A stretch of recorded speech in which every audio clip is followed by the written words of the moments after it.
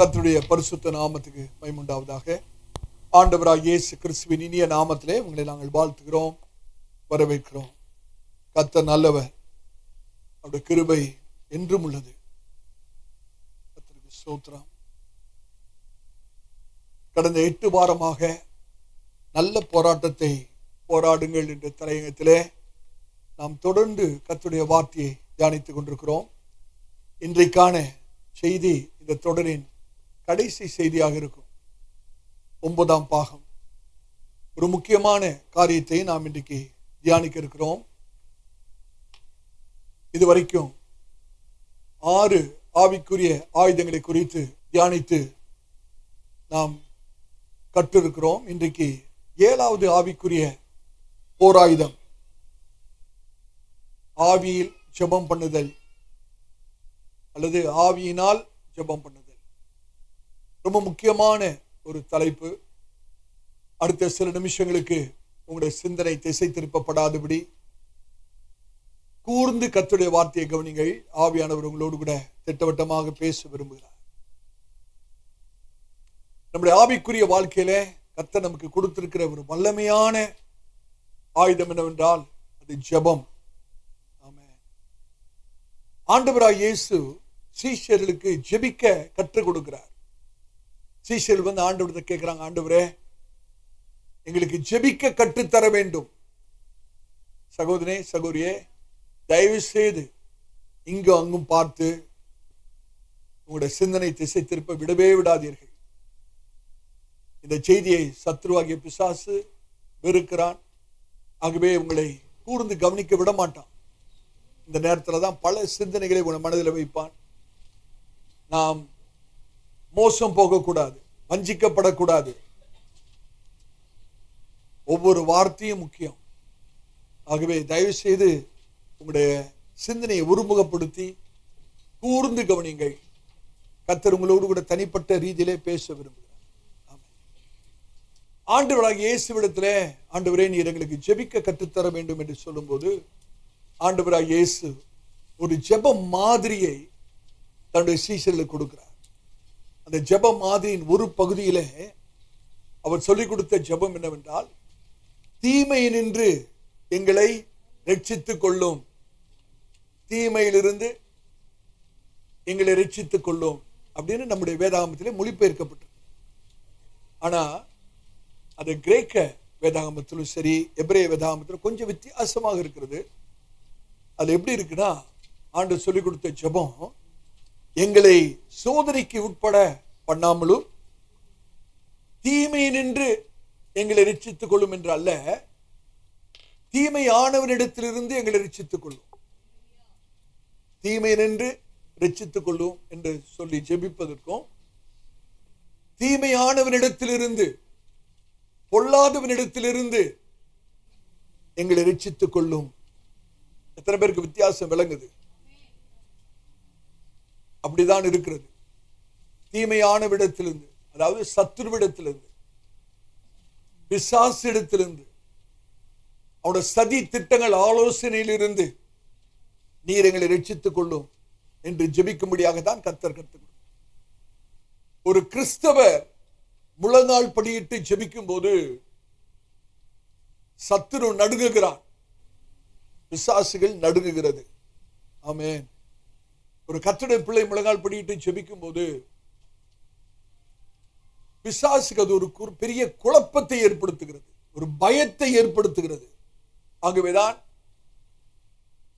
சத்ருவாகிய பிசாசு எல்லா விதத்திலும் நீங்க ஜெபிக்காதபடி உங்களை தடை செய்ய அவன் முயற்சி செய்வான். நம்மளே அனுபவித்திருப்போம். நீங்க ஜெபிக்கலான்னு முழங்கால் படியிடும் போதுதான் உடம்பு வலிக்கிற மாதிரி இருக்கும், ஜுரம் அடிக்கிற மாதிரி இருக்கும். அப்பதான் போன் அடிக்கும், அப்பதான் வீட்டு வாசல்ல யாராவது வந்து கதவு தட்டுவாங்க. நாம் ஜெபிக்க மாத்திரம் பிசாசு விட மாட்டோம். ஜெபத்தை குறித்து புஸ்தகங்களை வாசிக்க விடுவான், ஜெபத்தை குறித்து போதங்களை கேட்க விடுவான். ஆனா ஜெபிக்க விட மாட்டான். காரணம், ஜெபத்திலே ஒரு பெரிய வல்லமை இருக்கிறது. ஒரு கர்த்தருடைய பிள்ளை ஜெபிக்க ஆரம்பித்தால் சத்துரு ஆகிய பிசாசு தோற்று விடுவான் என்பது அவனுக்கே நன்றாக ஒரு தெரிந்த விஷயம். ஆமென். அதுலதான் நம்ம மேற்கொள்ள வேண்டும். ஒரு சொற்றோட நாம் அடிக்கடி கேட்டிருப்போம், எப்பொழுதும் ஜெபம் பண்ண வேண்டும். எப்பொழுதும் ஜெபம், இடைவிடாமல் ஜெபிக்க வேண்டும். அதோட அர்த்தம் என்னவென்றால், தேவை வரும்போதெல்லாம் ஜெபிக்க வேண்டும், எல்லா சூழ்நிலையிலும் ஜெபிக்க வேண்டும், எல்லாவற்றுக்காகவும் ஜெபிக்க வேண்டும். சின்ன காரியமோ பெரிய காரியமோ, சில சமயத்துல ஒரு பெரிய கஷ்டம் வந்தா தான் ஜெபிக்கணும்னு தோணுது. சின்ன காரியம் வந்தா நம்மளே சமாளிச்சிடலாம்.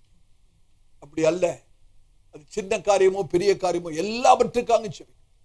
எல்லா நேரங்களிலும், எல்லா இடங்களிலும், எல்லாவற்றுக்காகவும் ஜெபிக்க வேண்டும். ஆமென். சத்ருவாகிய பிசாசு ஞாயிற்றுக்கிழமை காலையில தான் வருவான், சாயங்காலம் தான் வருவான்னு இல்லை. குறிப்பா சொன்னா ஞாயிற்றுக்கிழமை உங்க இடத்துல வரவே மாட்டான். அவனுக்கு ரொம்ப பிடிச்சமான ஒரு நேரம் திங்கட்கிழமை காலையில தான். எதிர்பாராத நேரத்திலே, எதிர்பாராத விதத்திலே கர்த்தருடைய பிள்ளைகளை தாக்குறதா அவனுடைய தந்திரமான சூழ்ச்சிகை. ஆகவேதான் வேதம் சொல்லுது, எல்லாவற்றுக்காக ஜெபிக்க வேண்டும். எல்லா சமயங்களிலும் அந்த ஜெப சிந்தையிலே இருக்க வேண்டும். ரொம்ப உற்சாகமான ஒரு காரியம் என்னவென்றால், தேவன் தம்முடைய கிருபையின் சிங்காசனத்தின் கதவை நமக்காக எப்பொழுதும் 24 மணி நேரம் திறந்தே வைத்திருக்கிறார். அந்த கதவை சத்ருவாகிய பிசாசு ஒரு நாளும் அடைக்க முடியாது. அந்த கிருபையின் சிங்காசனத்தின் அந்த அறையோட கதவுகள் எப்பொழுதும் திறந்து வைக்கப்பட்டிருக்கிறது. கர்த்தர் நமக்காகவே எப்பொழுதும் திறந்து வைத்திருக்கிறார்.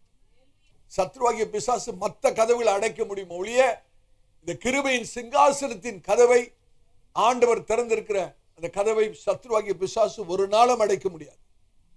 உங்களுடைய பிரச்சனைகள் எதுவாக இருந்தாலும் சீக்கிரத்திலே உங்களுக்கு தீர்வு காண வேண்டும் என்றால், கர்த்தர் நமக்கு கொடுத்திருக்கிற ஒரு ஆயுதம் ஜெபம். அது எப்படி ஜெபிக்க வேண்டும் என்றால், ஆவியில் ஜெபம் பண்ணுதல். ஆவியில் ஜெபம். ஆவியானவர் எப்படி எழுதி இருக்கிறார் பாருங்க. ஆவியில் ஜெபம் பண்ணுதல், ஆவியினால் ஜெபித்தல், praying in the spirit. ஆவியில் ஜெபம் பண்ணுதல் என்று சொல்லும்போது மாமிசத்திலும் ஜெபிக்கலான்னு அர்த்தம், அப்படிதானே? ஆவியில் ஜெபம் பண்ணதுக்கு எதிர்ப்பதம் என்னது? மாமிசத்திலே ஜெபிப்பது. மாமிசத்திலே ஜெபிப்பது என்றால் என்ன தெரியுமா? ஒரு பிரச்சனை வந்த பிறகு ஜெபிக்கிறாங்க பாருங்க, அது மாமிசத்துல பண்ற ஜெபம். ஒரு பிரச்சனை வருவதற்கு முன்பாகவே நம்ம ஜெபிக்கிறோம் பாருங்க, அது ஆவியில் ஜெபம் பண்ணுகிறது. எத்தனை பேருக்கு விளங்குது? ஒரு பிரச்சனை வரதுக்கு முன்னே பரிசுத்த ஆவியானவர் நம்ம ஏவி ஜெபிக்க வைப்பார். பிரச்சனையே வந்திருக்காது, கஷ்டமே வந்திருக்காது, போராட்டமே இருக்காது. ஆனா ஆவியானவர் உங்களுக்குள்ள ஒரு ஏவுதலை கொடுத்து பிரச்சனை வருவதற்கு முன்பாகவே அவர் ஜெபிக்க வைக்கிறார் பாருங்க, அதுதான் ஆவியினால் ஜெபித்தல். ஆனா நம்முடைய அனுபவம் எப்படி இருக்கு? எப்போதும் பிரச்சனை வந்த பிறகு, ஒரு கஷ்டம் வந்த பிறகு ஆண்டவரே உதவி செய்யும். அது என்ன ஜெபம்? மாமிசத்துல ஜெபிக்கிற ஜெபம். இன்னொரு வித்தியாசம் இருக்கிறது. ஆவியில் ஜெபம் பண்ணுதல் என்றால் பரிசுத்த ஆவியானவர் தரும் வார்த்தைகளினாலே ஜெபிக்கிறது. தெளிவா விளங்கிங்க தயவு செய்து. இது ரொம்ப முக்கியமான ஒரு போதனை. இது உங்களுடைய ஆவிக்குரிய வாழ்க்கைக்கு மிகுந்த ஆசீர்வாதமாக இருக்கும். ஆகவே தெளிவா விளங்கிக்கணும். ஆவியில் ஜெபிப்பது என்றால் ஆவியானவர் தருகிற வார்த்தையை வைத்து ஜெபித்தல். அப்ப மாமிசத்தில் ஜெபிக்கிறதுனா என்ன அர்த்தம்? நம்முடைய சொந்த வார்த்தைகள். இப்ப நம்முடைய ஜெபம் எப்படி இருக்குன்னு நீங்க கொஞ்சம் அலசி பாருங்களேன். நம்ம ஆவியில ஜெபிக்கிறோமா, மாமிசத்துல ஜெபிக்கிறோம்? மாமிசத்துல ஜெபிக்கிற ஜெபம் நம்முடைய சொந்த வார்த்தைகள், தவறில்லை, பண்ணலாம். ஆனால் அதை காட்டிலும் சக்தி வாய்ந்த ஒரு ஜெபம் என்னவென்றால் ஆவியில் ஜெபம் பண்ணுதல். ஆவியில் ஜெபம் பண்ணுதல் என்றால் பரிசுத்த ஆவியானவர் நம்முடைய நாவிலே உச்சரிப்பை கொடுக்கிறார் பாருங்க, நம்முடைய நாவிலே வாயில வார்த்தைகளை வைக்கிறார் பாருங்க. அது ஆவியில் ஜெபம் பண்ணுதல் என்பதாகும். வேதத்தின் அடிப்படையில் சொல்கிறேன். ஒரு வசனத்தை எடுத்து வாசிங்க. அப்போஸ்தலர் நடபடிகள் 2ஆம் அதிகாரம் 4வது வசனத்தை வாசிங்க. அப்போஸ்தலர் நடபடிகள் 2ஆம் அதிகாரம் 4வது வசனம். அவர்கள் எல்லாரும் பரிசுத்த ஆவியினாலே நிரப்பப்பட்டு ஆவியானவர் தங்களுக்கு தந்தருளின ஆவியானவர் தங்களுக்கு தந்தருளின வரத்தின்படியே வெவ்வேறு பாஷைகளிலே பேசத் தொடங்கினார்கள். ரொம்ப ஒவ்வொரு வார்த்தையும் கவனமா இருக்கணும். அவர்கள் எல்லாரும் பரிசுத்த ஆவியினாலே நிரப்பப்பட்டு ஆவியானவர் தங்களுக்கு தந்தருளின வரத்தின்படியே வெவ்வேறு பாஷைகளிலே ஜெபிக்க தொடங்கினார்கள். தமிழ் மொழிபெயர்ப்பில் ஒரு சிறிய பிழை இருக்கிறது. அதை நம்ம கரெக்ட் பண்ணிக்கணும். நம்முடைய தமிழ் வேதாகமத்தில் எப்படி இருக்கிறது என்றால், ஆவியானவர் தங்களுக்கு தந்தருளின வரத்தின்படியே. மூல கிரேக்க பதத்திலே மொழிபெயர்ப்பில் அப்படி இல்லை. ஆவியானவர் தங்களுக்கு தந்தருளின வரத்தின்படியே இல்ல, ஆவியானவர் தங்களுக்கு தந்தருளின வார்த்தையின்படியே. யார்ட்டாவது இங்கிலீஷ் பைபிள் இருக்கா? வாசிங்க.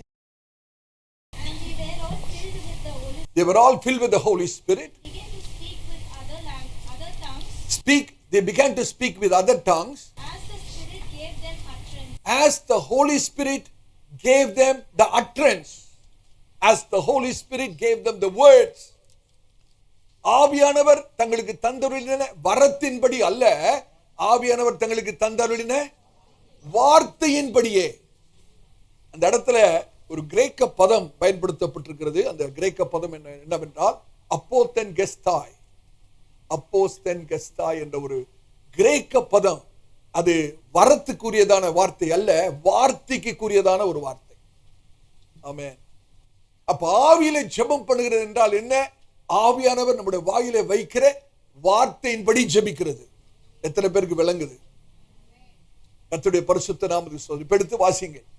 நம்முடைய கீவர்ஸ் மூலாதார வசனம் எபேசியர் 6ஆம் அதிகாரம் 18வது வசனம். எபேசியர் 6ஆம் அதிகாரம் 18வது வசனத்தை வாசிங்க. எபேசியர் 6ஆம் அதிகாரம் 18வது வசனம். எந்த சமயத்திலும் சகலவிதமான வேண்டுதலோடும் விண்ணப்பத்தோடும் ஆவியினாலே ஜெபம் பண்ணி அதன் பொருட்டு மிகுந்த மன உறுதியோடும் சகல பரிசுத்தவான்களுக்காகவும் பண்ணும் வேண்டுதலோடும் விழித்துக் கொண்டிருங்கள். இந்த வசனத்திலே ஒரு சின்ன வார்த்தை இருக்கிறது. எல்லாம் இங்கிலீஷ் பைபிள்ல ஆல் அப்படின்னு போட்டிருக்கும். தமிழ் பைபிள்ல எல்லா நேரத்திலும் எல்லா விதமான வேண்டுதலோடும் விண்ணப்பத்தோடும் எல்லா பரிசுத்தவான்களுக்கும் மிகுந்த மன உறுதியோடு கூட நாம் வேண்டிக் கொள்ள வேண்டும் என்று சொல்லி பவுல் எழுதுகிறார். ஆமென். கர்த்தருடைய பரிசுத்த நாமத்துக்கு எல்லா பரிசுத்தவான்களுக்காக எல்லாருக்காகவும் ஜெபிக்க வேண்டும். ஆவியினாலே எல்லாருக்காகவும் ஜெபிக்க. அதனாலதான் ஆண்டவராய் இயேசு கற்றுக் கொடுத்த அந்த ஜெப மாதிரியிலே எப்படி இருக்கிறது?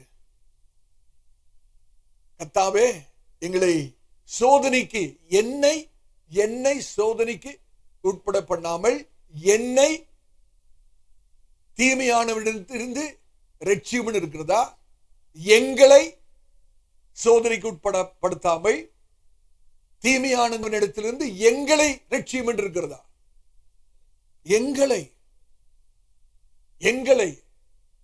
ஆண்டவரே, எங்களை சோதனைக்கு உட்படுத்தப்படாமல் எங்களை தீமையானவன் என்று ரட்சியும். ஏன் ஆண்டவர் அப்படி கற்றுக் கொடுக்கிறார் என்றால், நாம் எல்லாருக்காகவும் ஜெபிக்க வேண்டும் என்பதற்காக தான். அநேக சமயத்தில் இந்த இடத்துல நம்ம தவறு பண்றோம். நம்ம எப்படி ஜெபிக்கிறோம்? நமக்காக மாத்திரம் ஜெபிச்சிடறோம். ஆனா ஆண்டவராய் இயேசு கற்றுக் கொடுத்த ஜெபம் அப்படி அல்ல. நம்ம எல்லாருக்காகவும் ஜெபிக்க அழைக்கப்பட்டிருக்கிறோம். ஒருவேளை இதுவரைக்கும் உங்களுக்காக மாத்திரம், உங்களுடைய குடும்பத்துக்கு மாத்திரம் நீங்க ஜெபித்துக் கொண்டிருப்பீர்கள் என்றால், உங்களுடைய ஜெபத்தை நீங்கள் மாற்றிக்கொள்ள வேண்டும். நம்ம எல்லாருக்காகவும் ஜெபிக்கும்படியாக அழைக்கப்பட்டிருக்கிறோம். கர்த்தருடைய பரிசுத்த நாமத்துக்கு. அது எப்படி ஜெபிக்கணும்? மிகுந்த மன உறுதியோடு கூட ஜெபிக்கணும். மன உறுதி வேண்டும். இப்ப ஆவியில் ஜெபம் பண்ணுதல் என்பது இந்த ஆவிக்குரிய போர் ஆயுதங்களிலே கடைசியாக இருந்தாலும் சத்தியம் என்ன தெரியுமா? நம் ஆவியிலே ஜெபம் பண்ணுகிற அனுபவம் இருக்குமானால் நமக்கு முதல் சொல்லப்பட்ட 6 போராயுதங்களும் ஏற்கனவே இருக்கிறது என்று அர்த்தம். தெளிவா விளங்கிக்கணும். யாராவது ஒரு கர்த்தருடைய பிள்ளை ஆவியிலே ஜெபிக்கிற அனுபவம் இருக்கு, அவர்கள் ஜெபிக்கிறார்கள் என்றால் என்ன அர்த்தம்னா, முதல் சொல்லப்பட்ட 6 போராயுதங்கள் அவருடைய வாழ்க்கையில ஏற்கனவே இருக்கிறது என்று அர்த்தம். அந்த 6 போராயுதங்கள் இருக்கிறவர்கள் தான் ஆவியிலே ஜெபம் பண்ண முடியும். இப்ப ஆவியில் ஜெபம் பண்ணுதல் என்றால் என்ன? அப்போஸ்தலர் 2:4 நான் சொன்னது போல ஆவியானவர் தரும் வார்த்தையினாலே ஜெபம் பண்ணுது. அது எதை அர்த்தப்படுத்துகிறது? அந்நிய பாஷையிலே ஜெபிப்பது. ஆவியில் ஜெபம் பண்ணுதல் என்றால் அந்நிய பாஷையிலே ஜெபம் பண்ணுதல். ஆமென். நல்ல கவனிங்க. எபிரேயத்தில் இந்த அந்நிய பாஷைக்கு ஒரு அழகான எபிரேய வார்த்தை இருக்கிறது, லிஷான் ஈஷ். எபிரேயத்திலே அந்நிய பாஷைக்கு எபிரேய பதம் என்னது? சத்தமா சொல்லுங்க. லிஷான் ஈஷ். லிஷான் என்றால் லாங்குவேஜ், ஒரு மொழி. லிஷான் என்றால் மொழி. ஈஷ் என்றால் அக்கினி. ஈஷ் என்றால் எபிரேயத்திலே அக்கினி. அப்ப லிஷான் ஈஷ்னா என்ன அர்த்தம்? சீக்கிரமா சொல்லுங்க. அக்கினியின் பாஷைன்னு அர்த்தம். லிஷான் பாஷை, ஒரு மொழி. ஈஷ்னா அக்கினி, நெருப்பு. அப்ப லிஷான் ஈஷ்னா என்ன அர்த்தம்? சீக்கிரமா சொல்லணும், அப்பதான் நிறைய கற்றுக்கொள்ள முடியும். அந்நிய பாஷை வேற ஒன்றுமல்ல, அக்கினி பாஷை. அக்கினி பாஷை. நீங்க அந்த அக்கினி பாஷையிலே, அந்த அக்கினி மொழியிலே நீங்கள் ஜெபிக்கும் போது சத்துருடைய எல்லா அவருடைய சதி திட்டங்கள், ஆலோசனைகளும் அந்த பரிசுத்த அக்கினியினாலே சுட்டரிக்கப்படுகிறது. கர்த்தருடைய பரிசுத்த நாமத்துக்கு ஸ்தோத்திரம். இன்னைக்கு அநேகருக்கு இந்த அனுபவம் இல்லை, அப்படிதானே? நம்ம சொந்த பாஷையில ஜெபிச்சுட்டு ஜெபத்தை முடிச்சிடறோம். அப்படியல்ல. இன்னைக்கு ஆவியானவர் நம்மோடு கூட பேசுகிறார்.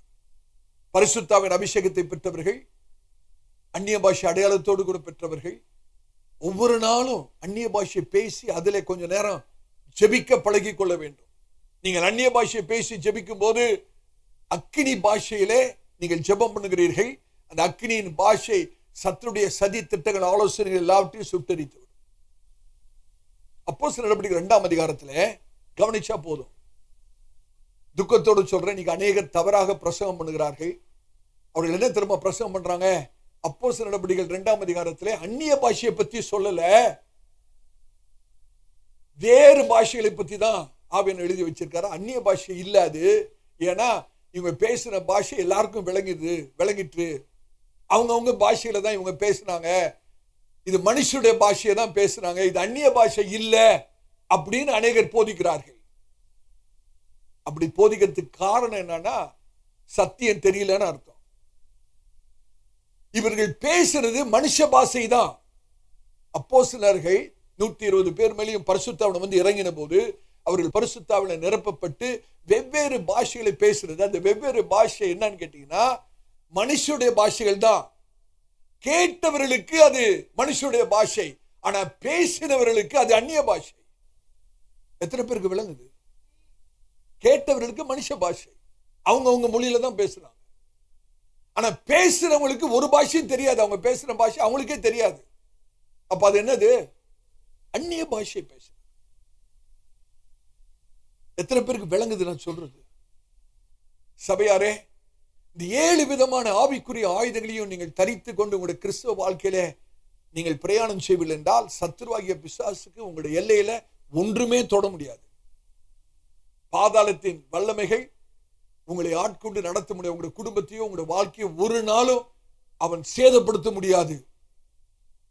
நாம் இன்றைக்கு சபையின் காலத்திலே வாழ்ந்து கொண்டிருக்கிறோம். வேறு விதத்தில் சொல்ல போனா பரிசுத்தாவின் யுகத்திலே வாழ்ந்து கொண்டிருக்கிறோம். dispensation of the Holy Spirit of God. இதுதான் சபையின் காலம். துவக்கத்திலே நான் ஒரு காரியத்தை சொல்றேன், நல்ல கவனிங்க.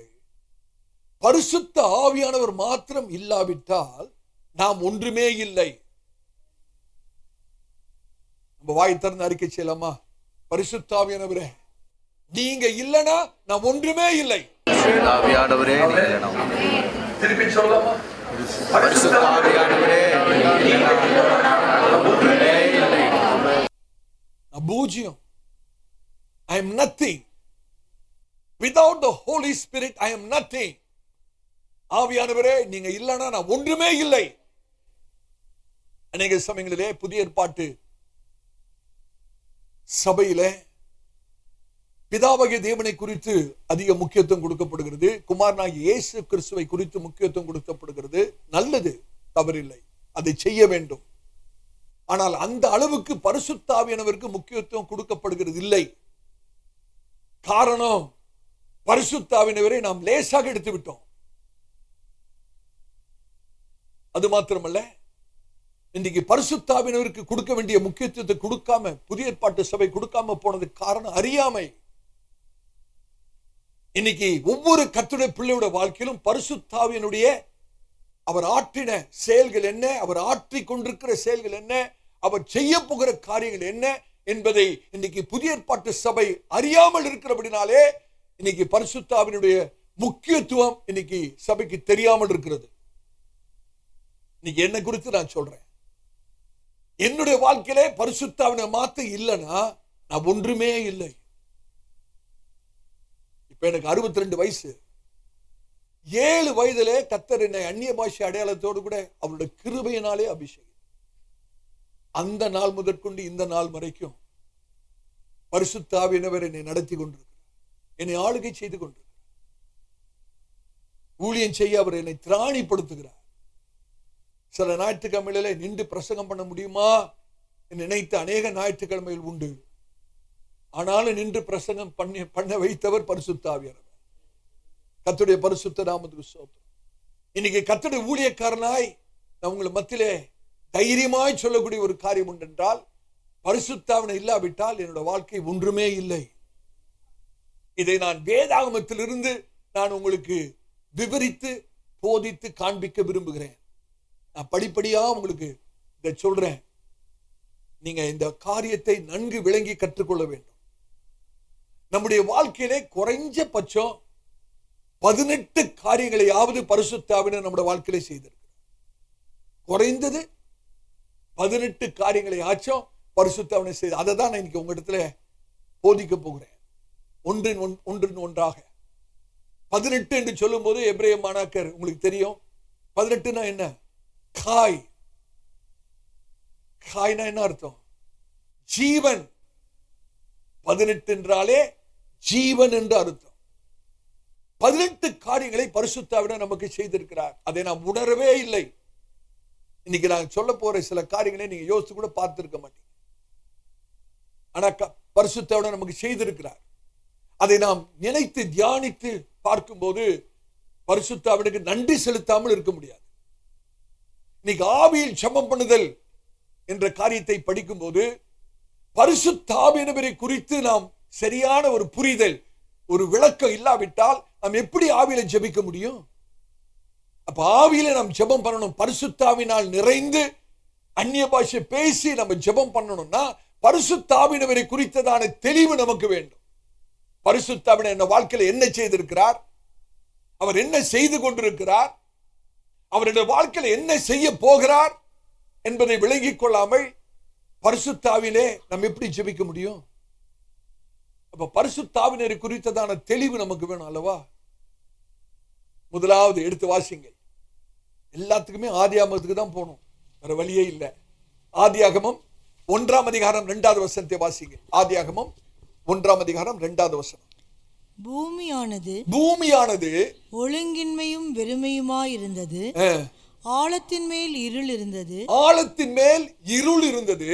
தேவ ஆவியானவர், அதை அண்டர்லைன் பண்ணுங்க, தேவ ஆவியானவர் ஜலத்தின் மேல் அசைவாடி கொண்டிருந்தார். பரிசுத்த ஆவியானவர் ஜலத்தின் மேல் அசைவாடி கொண்டிருந்தார். பூமியானது ஒழுங்கின்மையும் வெறுமையுமா இருக்கிறது, காலியாக இருக்கிறது, அந்தகாரம் நிறைந்ததா இருக்கிறது. பரிசுத்த ஆவியானவர் ஜலத்தின் மேல் அசைவாடி கொண்டிருந்தார். இப்ப நல்ல கவனிங்க. தேவன் வானங்களையும் பூமியும் சிருஷ்டிக்கிறார். நீங்கள் முழு சிருஷ்டிப்பை சற்று சிந்தித்து பார்ப்பீர்கள் என்றால் அந்த தேவனுடைய சிருஷ்டிப்பிலே முதலாவது வந்து நிற்கிற நபர் யார் என்றால் பரிசுத்த ஆவியானவர் தான். அந்த இடத்துல பிதாவாகிய தேவனும் குமாரனாகிய இயேசு கிறிஸ்துவும் வார்த்தையும் மறைந்து செயல்பட்டுக் கொண்டிருக்கிறார்கள், பின்பாக இருந்து செயல்பட்டுக் கொண்டிருக்கிறார்கள். திருத்துவத்திலே பரிசுத்த ஆவியானவரை தான் அந்த சிருஷ்டிப்பிலே நாம் முதன்மையாக பார்க்க முடிகிறது. அப்படிதானே? முழு சிருஷ்டிப்புல யாரு முதல் வந்து நிக்கிறது? சத்தமா சொல்லுங்க, பரிசுத்த ஆவியானவர் தான் வந்து நிக்கிறது. இப்ப இந்த வானத்தையும் பூமி அண்ட சராசரி யாருக்காக படைத்தார்? மணவாட்டிக்காக தான், உங்களுக்காக எனக்காக தான் இந்த அண்ட சராசரிலே கர்த்தர் படைத்திருக்கிறார். அப்ப இந்த சிருஷ்டிப்பிலே முதல் வந்து நிற்கிறவர் யாருன்னு கேட்டீங்கன்னா பரிசுத்த ஆவியானவர். இதை நீங்க இப்படி கற்பனை பண்ணி பாருங்க. நம்முடைய சபையிலே ஒரு விவாக ஆராதனை நடக்கிறது. 5 மணிக்கு விவாக ஆராதனை. 4 மணிக்கே ஒருத்தர் வந்துட்டார் கல்யாணத்துக்கு. அப்படின்னா என்ன அர்த்தம்?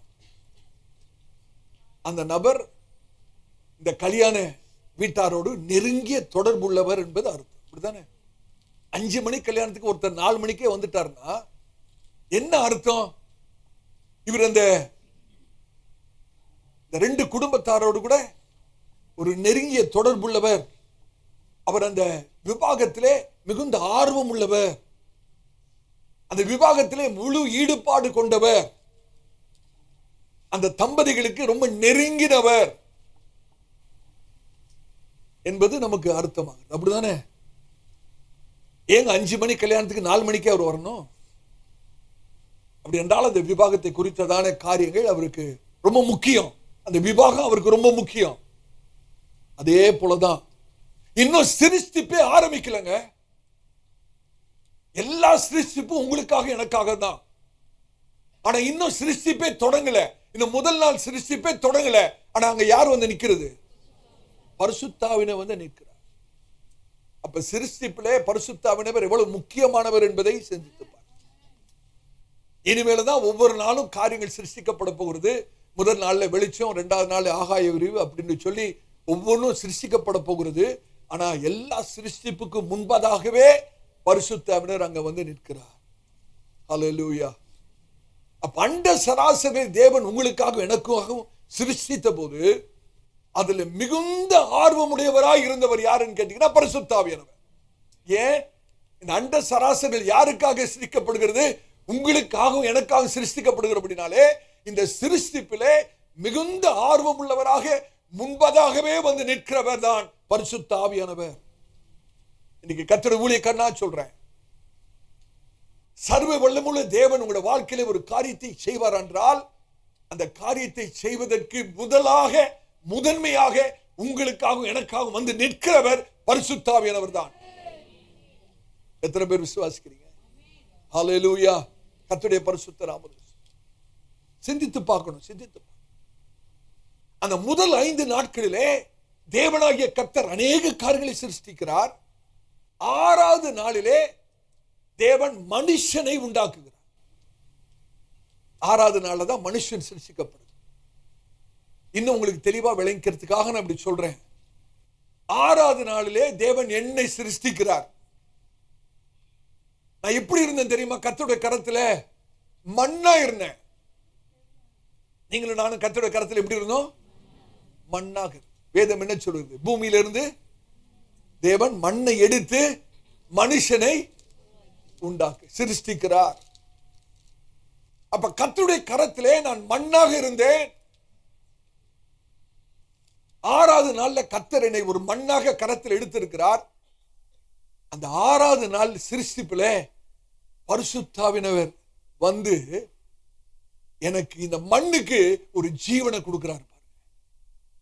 மண்ணாக இருந்தேங்க, வெறும் மண்ணாக இருந்தேன். மனுஷர் மிதிக்கிற ஒரு மண்ணாக இருந்த எனக்கு யார் ஜீவனை கொடுத்த தெரியுமா? சத்தமா சொல்லுங்க. எடுத்து வாசிங்க. ஆதியாகமம் 2ஆம் அதிகாரம் 7ஆம் வசனம். ஆதியாகமம் 2ஆம் அதிகாரம் 7ஆம் வசனத்தை வாசிங்க. தேவனாகிய கர்த்தர் மனுஷனை பூமியின் மண்ணினாலே உருவாக்கி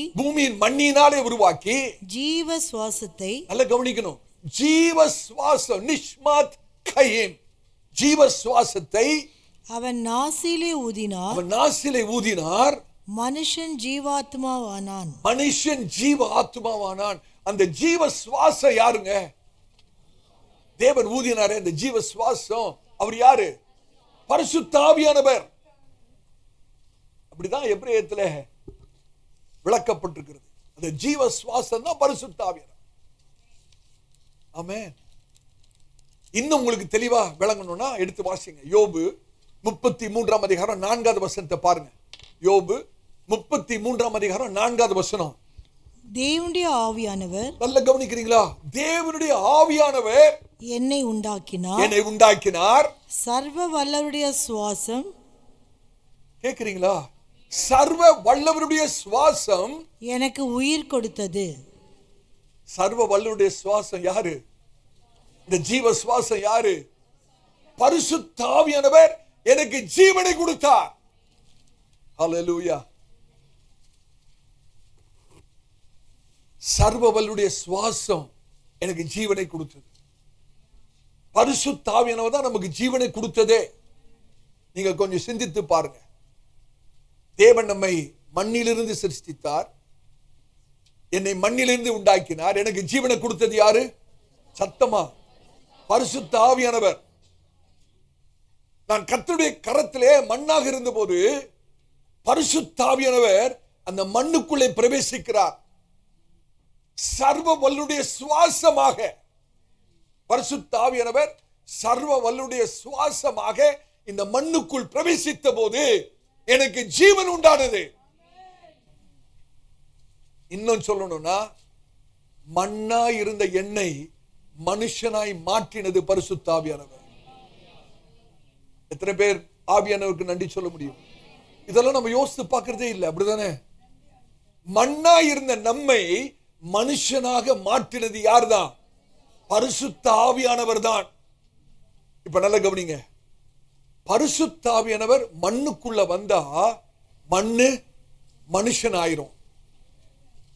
மனுஷன்ல இருந்து இந்த ஆவி பிரிந்து போனா மனுஷன் மண்ணாயிரும். எத்தனை பேருக்கு விளங்குது நான் சொல்றது? மண்ணுக்குள்ள ஆவியானவர் வந்தா மண்ணு மனுஷன் ஆயிரும். மனுஷன்ல இருந்து இந்த ஆவி பிரிந்து போனா மனுஷன், விளங்குதப்ப? அதனாலதான் ரட்சிக்கப்பட்டாலும் சரி, ரட்சிக்கப்படனாலும் சரி, எல்லாருடைய ஆவியும் அவர் கொடுத்தவரிடத்திலே போய் விடுகிறது. ஞானி எழுதுறாரா? கர்த்தருடைய பரிசுத்த நாமம். நான் வேதத்தின் அடிப்படையில் தான் சொல்றேன். எடுத்து வாசிங்க. சங்கீதம் 90 3வது வசனத்தை வாசிங்க. 90வது சங்கீதம் 3வது வசனம். நீர் மனுஷரை நிர்த்தூளி ஆக்கி மனுபுத்திரரே திரும்புகள் என்கிறீர். மனுபுத்திரரே திரும்புகள். எதற்கு? மண்ணிலிருந்து வந்தாய், மண்ணுக்கே திரும்புகள் என்கிறீர். ஆமென். இப்ப மனுஷனை பூமியிலிருந்து எடுத்த மண்ணினாலே கர்த்தர் சிருஷ்டித்தார். சர்வருடைய சுவாசம் அந்த மண்ணுக்குள்ளே சென்று பரிசுத்த ஆவியானவர் நமக்கு ஒரு ஜீவனை கொடுத்தார். மண்ணாய் இருந்தவன் இன்றைக்கு நான் மனுஷனா உங்களுக்கு முன்பாக நிற்கிறேன். நான் கர்த்தருடைய கரத்துல மண்ணா இருந்தவன் நீங்க மனுஷனாய் நிற்கிறேன் என்றால் பரிசுத்த ஆவியானவர் சர்வருடைய சுவாசமாக எனக்குள்ள வந்ததுதான். இந்த ஆவி என்னை விட்டு பிரியுமானால் இந்த மனுஷன் திருப்பி என்னவாயிருவான்? மண்ணாக மாறிவிடும். அப்ப நமக்கு கற்றுக்கொள்கிற பாடம் என்ன? மண்ணை மனுஷனாகவும் மனுஷனை மண்ணாகவும் மாற்றுகிற வல்லமை பரிசுத்த ஆவியானவருக்கு மாத்திரம் தான் இருக்கு. விளங்குதா? மண்ணை மனுஷனாகவும் மனுஷனை மண்ணாகவும் மாற்றுகிற ஆற்றல் வல்லமை யார் இடத்துல தான் இருக்குது? பரிசுத்த ஆவியானவரிடத்தில் தான் இருக்கு. இப்ப சிருஷ்டிப்பு ஆரம்பிப்பதற்கு முன்பாகவே பரிசுத்தர் வந்து நிற்கிறார். இப்ப அந்த ஆவியானவர் அந்த மண்ணாய் இருந்த அந்த மண்ணுக்குள்ளாக பிரவேசித்தபடினாலே அந்த மண்ணு மனுஷனாக மாறிற்று. இப்ப நல்ல கவனிங்க. என்றைக்கு கர்த்தர் மனுஷனை உண்டாக்கினார்? 6வது நாளிலே மனுஷன் சிருஷ்டிக்கப்படுகிறான். அப்ப முதல் 5 நாள் பரிசுத்தர் என்ன பண்ணிட்டு இருந்தாரு? சிருஷ்டிப்பு முன்னாலே பரிசுத்தர் அங்க நிக்கிறார், அப்படிதானே? அசைவாடிட்டு இருக்கிறாரு. ஒவ்வொரு நாளும் சிருஷ்டிக்கப்படுகிறது. வெளிச்சம், ஆகாய விரிவுன்னு சொல்லி ஒவ்வொரு நாளும் ஒரு காரியம் சிருஷ்டிக்கப்படுகிறது. 5 நாள் சிருஷ்டிப்பு நடக்கிறது. இந்த 5 நாள் சிருஷ்டிப்பிலே பரிசுத்த வேதாகமும் பரிசுத்தவன் இதை செய்தார் அதை செய்தார்னு ஏதாவது எழுதியிருக்கா? ஒண்ணுமே எழுதல.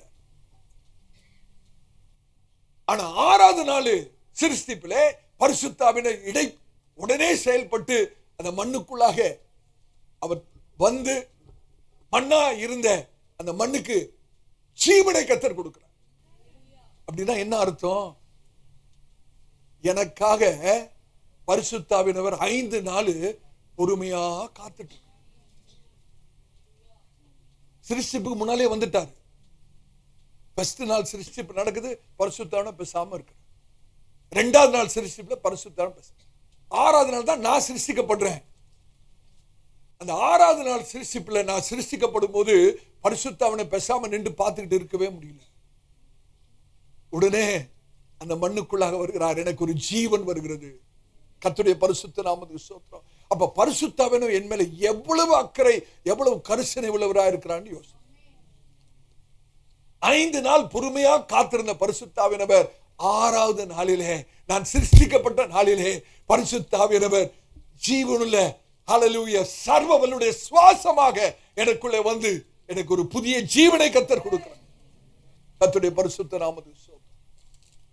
அந்த 5 நாள் சிருஷ்டிப்பிலே பிதாவாகிய தேவன், குமாரனாகிய தேவன் வார்த்தை செயல்படுகிறது நம்மால் பார்க்க முடியும். ஆனால் பரிசுத்த ஆவியானவர் ஏற்கனவே வந்து பொறுமையோடு காத்திருந்து 5 நாள் காத்திருந்து எனக்காக காத்திருந்து 6வது நாளிலே அவருடைய ஜீவனை எனக்கு கொடுக்கிறார்.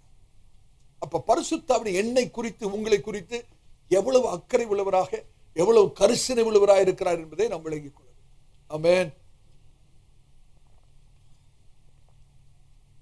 சூரியன், சந்திரன், நட்சத்திரங்கள் இவைகளெல்லாம் படைத்த போது கூட பரிசுத்த ஆவியானவர் பேசாம இருக்கு.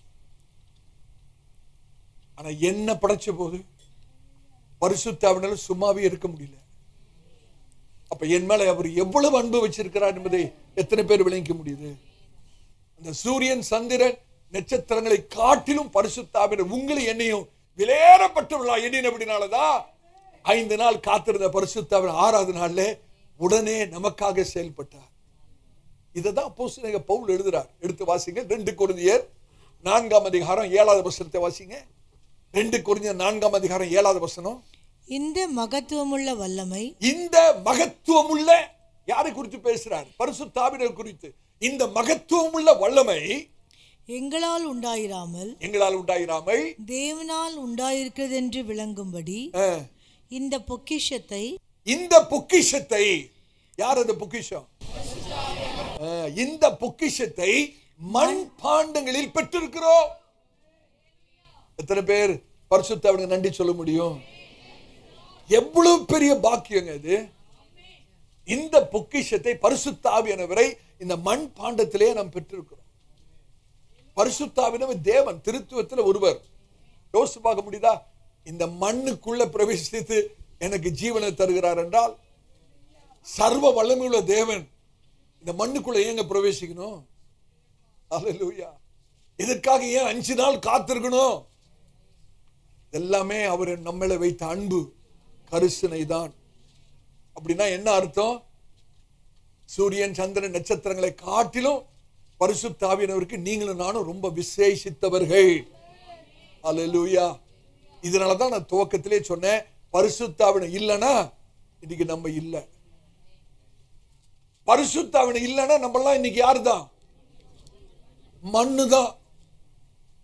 எத்தனை பேர் ஒத்துக்கிறீங்க? பரிசுத்த ஆவியானவர் மாத்திரம் இல்லைன்னா இன்னைக்கு எல்லாரும் நம்ம எல்லாரும் யாருதான்? மண்ணுதான். இன்னைக்கு நம்ம மனுஷர்லா இருக்கிறோம்னா அதுக்கு காரணம் யாரு? பரிசுத்த ஆவியானவர். அல்லேலூயா. சிருஷ்டிப்புக்கு முன்பாகவே அவர் வந்து காத்துக்கிட்டு இருக்கிறார். 5 நாள் எனக்காக காத்திருந்தார். 6வது நாளிலே இந்த மண்ணுக்குள்ளே சர்வ வல்லமையுடைய சுவாசமாக பிரவேசித்து எனக்கு ஜீவனை கொடுத்தார். அல்லேலூயா.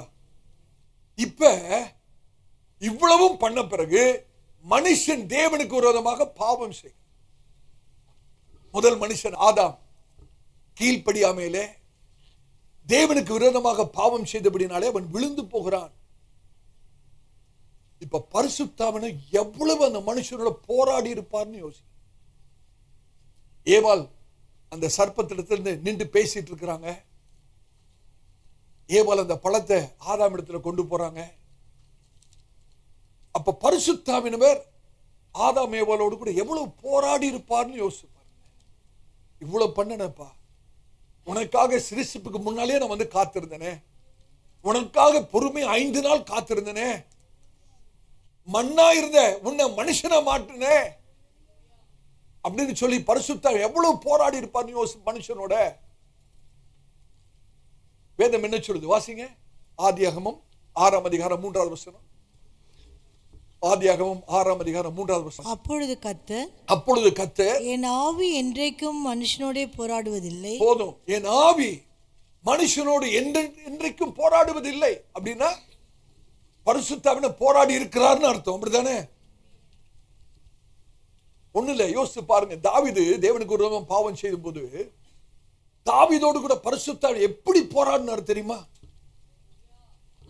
தாவீது தேவனுக்கு விரோதமா பாவம் செய்தார், நமக்கு எல்லாருக்கும் தெரியும். ஆனா பரிசுத்தாவினை தாவீதோடு போராடின விதம் நம்ம யோசித்து பார்க்கிறது இல்ல. எடுத்து வாசிங்க 2 சாமுவேல் 12ஆம் அதிகாரம் 9வது வசனம். ஆவியானவர் தாவீதோடு எப்படி போராடுறார்னு பாருங்க. தீர்க்கதரிசி மூலமாக பரிசுத்த ஆவியானவர் தாவீதோடு கூட போராடுகிறார். 2 சாமுவேல் 12ஆம் அதிகாரம் 9வது வசனம் வாசிங்க. கர்த்தருடைய பார்வைக்கு பொல்லாப்பான இந்த காரியத்தை செய்து அவருடைய வார்த்தையை நீ அசட்டை பண்ணினது என்ன? யார் போராடுறது? பரிசுத்த ஆவியானவர் போராடுறார் தாவீதோட.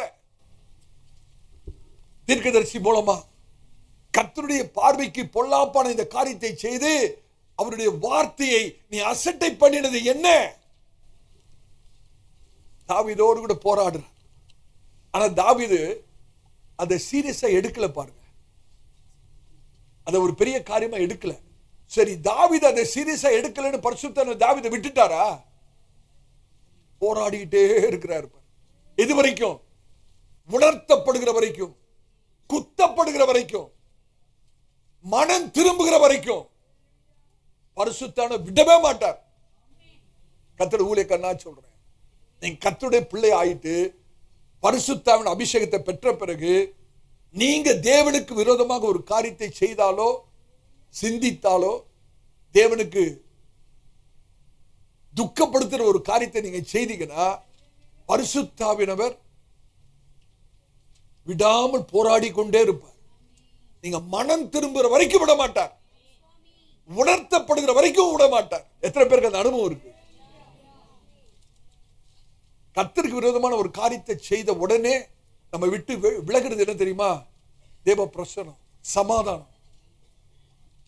ஆவியானவர் போராடுவார் பாருங்க, அது பட்டவங்களுக்கு தான் தெரியும். விடவே மாட்டாருங்க, போராடிக்கிட்டே இருப்பார். தாவீதை விட்டாரா? இல்ல. கடைசியில தாவீது உணர்த்தப்பட்டு மனம் திரும்பி எழுதின சங்கீதம் தான் சங்கீதம் 51. அதுல எழுதுறாரு பாருங்க, சங்கீதம் 51 10-11 வாசிங்க. சங்கீதம் 51 10-11 வாசிங்க. தேவனே சுத்த இருதயத்தை என்னிலே சிருஷ்டியும் நிலைவரமான ஆவியை என் உள்ளத்திலே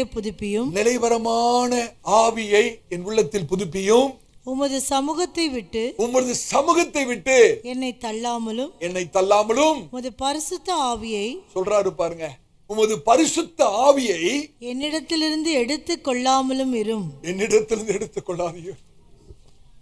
தாவீது என்ன திரும்ப சொல்றாரு? ஆண்டவரே, நான் உமக்கு விரோதமா பாவம் செய்த போது பரிசுத்தவன் என்னோடு கூட அதிகமா போராடினார். நான் கேட்கல, என்னை விடல, பரிசுத்தவனை விடல, போராடிக்கிட்டே இருந்தாரு. எனக்கு இப்ப பயமா இருக்கு, அந்த பரிசுத்தவன் என்னை விட்டு விலகிடுவாரோ பயமா இருக்கு. ஆண்டவரே, ஆவியானவரே, ஆவியை என்னிடத்திலிருந்து எடுத்துறாதீங்க. பரிசுத்த ஆவியானவரை என்னை விட்டு எடுத்துறாதீங்க. அவர் போராடிட்டே இருந்தாரு. நான் செவி கொடுக்க மறுத்துட்டேன், எதிர்த்து நின்றுட்டேன். பரிசுத்தான போராடி கொண்டே இருந்தார். நான் விட்டு கொடுக்கல, பாவத்தை செய்துட்டேன், ஆவியானவரை துக்கப்படுத்திட்டேன், ஆவியானவருக்கு எதிர்த்து நின்றுட்டேன், இப்ப அவர் என்னை விட்டு போய்விடுவாரோ என்று பயப்படுகிறேன். பரிசுத்தாவினை என்னை விட்டு எடுத்து விடாது. ஹல்லேலூயா. எனக்கு அருமையானவர்களே, தாவீதோடு கூட ஆவியானவர் அவ்வளவாய் போராடி இருப்பார் என்றால் சிந்தித்து பார்க்கணும். அன்றைக்கு ஏதேன் தோட்டத்தில் ஆதாம் ஏவாளோடு இந்த பரிசுத்தாவினை எவ்வளவாய் போராடி இருப்பார். சரி, ஆதாம் ஏவாள் தாவீதெல்லாம் விட்டுருங்க, இன்னைக்கு வரைக்கும் பரிசுத்த உங்களோடு எவ்வளவு போராடிட்டு இருக்காரு, எத்தனை வருஷமா போராடிட்டு இருக்காரு, எத்தனை மாதம் ஆவியானவர் போராடி கொண்டிருக்கிறார், எத்தனை சமயத்திலே ஆவியானவர் போராடும் போது நாம் எதிர்த்து நின்று விடுகிறோம், ஆவியானவரை துக்கப்படுத்தி விடுகிறோம். ஆவியானவர் உங்களோடு கூட பேசு. ஹல்லேலூயா. எத்தனை பேர் சொல்ல முடியும் உண்மை? ஆவியானவர் என்னோடு கூட போராடி கொண்டிருக்க. எனக்கு ஒரு தீர்மானம் எடுங்க, ஆண்டவரே நான் உங்களுக்கு எதிர்த்து நிற்க மாட்டேன், ஆவியானவரை துக்கப்படுத்த மாட்டேன், ஆவியானவருக்கு எதிர்த்து நிற்க மாட்டேன். ஆண்டவர் இப்பொழுதே இந்த நிமிஷத்திலே உங்களுடைய வார்த்தை என்னை நோக்கி வரும்போதே என்னை ஒப்பு கொடுக்கிறேன், ஒப்புக்கொடுக்கிறேன்ப்பா. எத்தனை பேர் சொல்ல முடியும்? கர்த்தருடைய பரிசுத்த நாமத்துக்கு ஸ்தோத்திரம். ஆதாமுக்கு நடந்த விஷயம் என்ன தெரியுமா? ஆதாம் கீழ்ப்படியாமல் பாவம் செய்த போது ஜீவ சுவாசத்தை ஆதாமிலிருந்து ஆண்டவர் எடுக்கல. ஆதாம் இழந்தது என்ன தெரியுமா? நித்திய ஜீவனை, ஜீவ சுவாசத்தை அப்படியே விட்டுட்டாரு. அன்னைக்கு ஜீவ சுவாசம் போயிருந்தா ஆதாம் அப்பயே சரீர பிரகமா உடனே மரித்திருக்கணும், அப்படித்தானே? தேவனுடைய கிருபை நிமித்தம் கொடுக்கப்பட்ட ஜீவ சுவாசம் ஆதாமை விட்டு எடுப்படவில்லை. ஆனால் ஆதாம் இழந்தது என்னதான்? நித்திய ஜீவனை இழந்தார். ஆமென். ஆவியானவர் எவ்வளவு துக்கப்பட்டிருப்பார்னு யோசிச்சு பார்க்க முடியுதா? எப்பா ஆதாம், சிருஷ்டிப்புக்கு முன்னாலேயே நான் வந்து உனக்காக காத்திருந்து மண்ணுக்குள்ள பிரவேசித்து உனக்கு ஜீவனை கொடுத்து இன்னைக்கு மனுஷனா மாற்றி உன்னை ஆசீர்வதிச்சு வச்சிருக்கிறேனே, நீ தேவனுக்கு விரோதமா பாவம் செய்தாயே, கீழ்ப்படியாமல் போனாயே, விழுந்து போனாயே, ஆவியானவர் எவ்வளவு துக்கப்பட்டிருப்பார். நீ நம்மை குறித்து ஆவியானவர் எவ்வளவு துக்கப்பட்டிருக்கிறார் யோசித்து. நம்ம ஒரு கர்த்தருக்கு விரோதமா பாவம் செய்யும் போது, ஒரு தவறு செய்யும் போது பரிசுத்தர் எவ்வளவு துக்கப்படுறார் தெரியுமா? அந்த அநேக சமயத்தில் நம்ம உணர்கிறதே இல்லை. ஒரு வசனத்தை வாசிங்க. லூக்கா எழுதின சுவிசேஷம் 24ஆம் அதிகாரம் 44வது வசனத்தை வாசிங்க. லூக்கா எழுதின சுவிசேஷம் 24:44. அவர்களை நோக்கி மோசேயின் நியாயப்பிரமாணத்திலும் தீர்க்கதரிசிகளின் ஆகமங்களிலும் சங்கீதங்களிலும் என்னை குறித்து எழுதி இருக்கிறவைகள் எல்லாம் நிறைவேற வேண்டியதென்று நான் உங்களோடு இருந்தபோது உங்களுக்கு சொல்லிக் கொண்டு வந்த விசேஷங்கள் இவைகளே என்றார். யார்கிட்ட சொல்றது? ஆண்டவராகிய இயேசு சீஷரிடத்தில் பேசுறார். மறுபடியும் வசனத்தை வாசிங்க.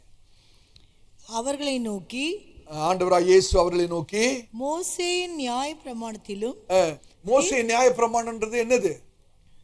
தோரா. தீர்க்கதரிசிகளின் ஆகமங்களிலும், தீர்க்கதரிசியின் ஆகமங்கள் என்னது? நெவாயிம்.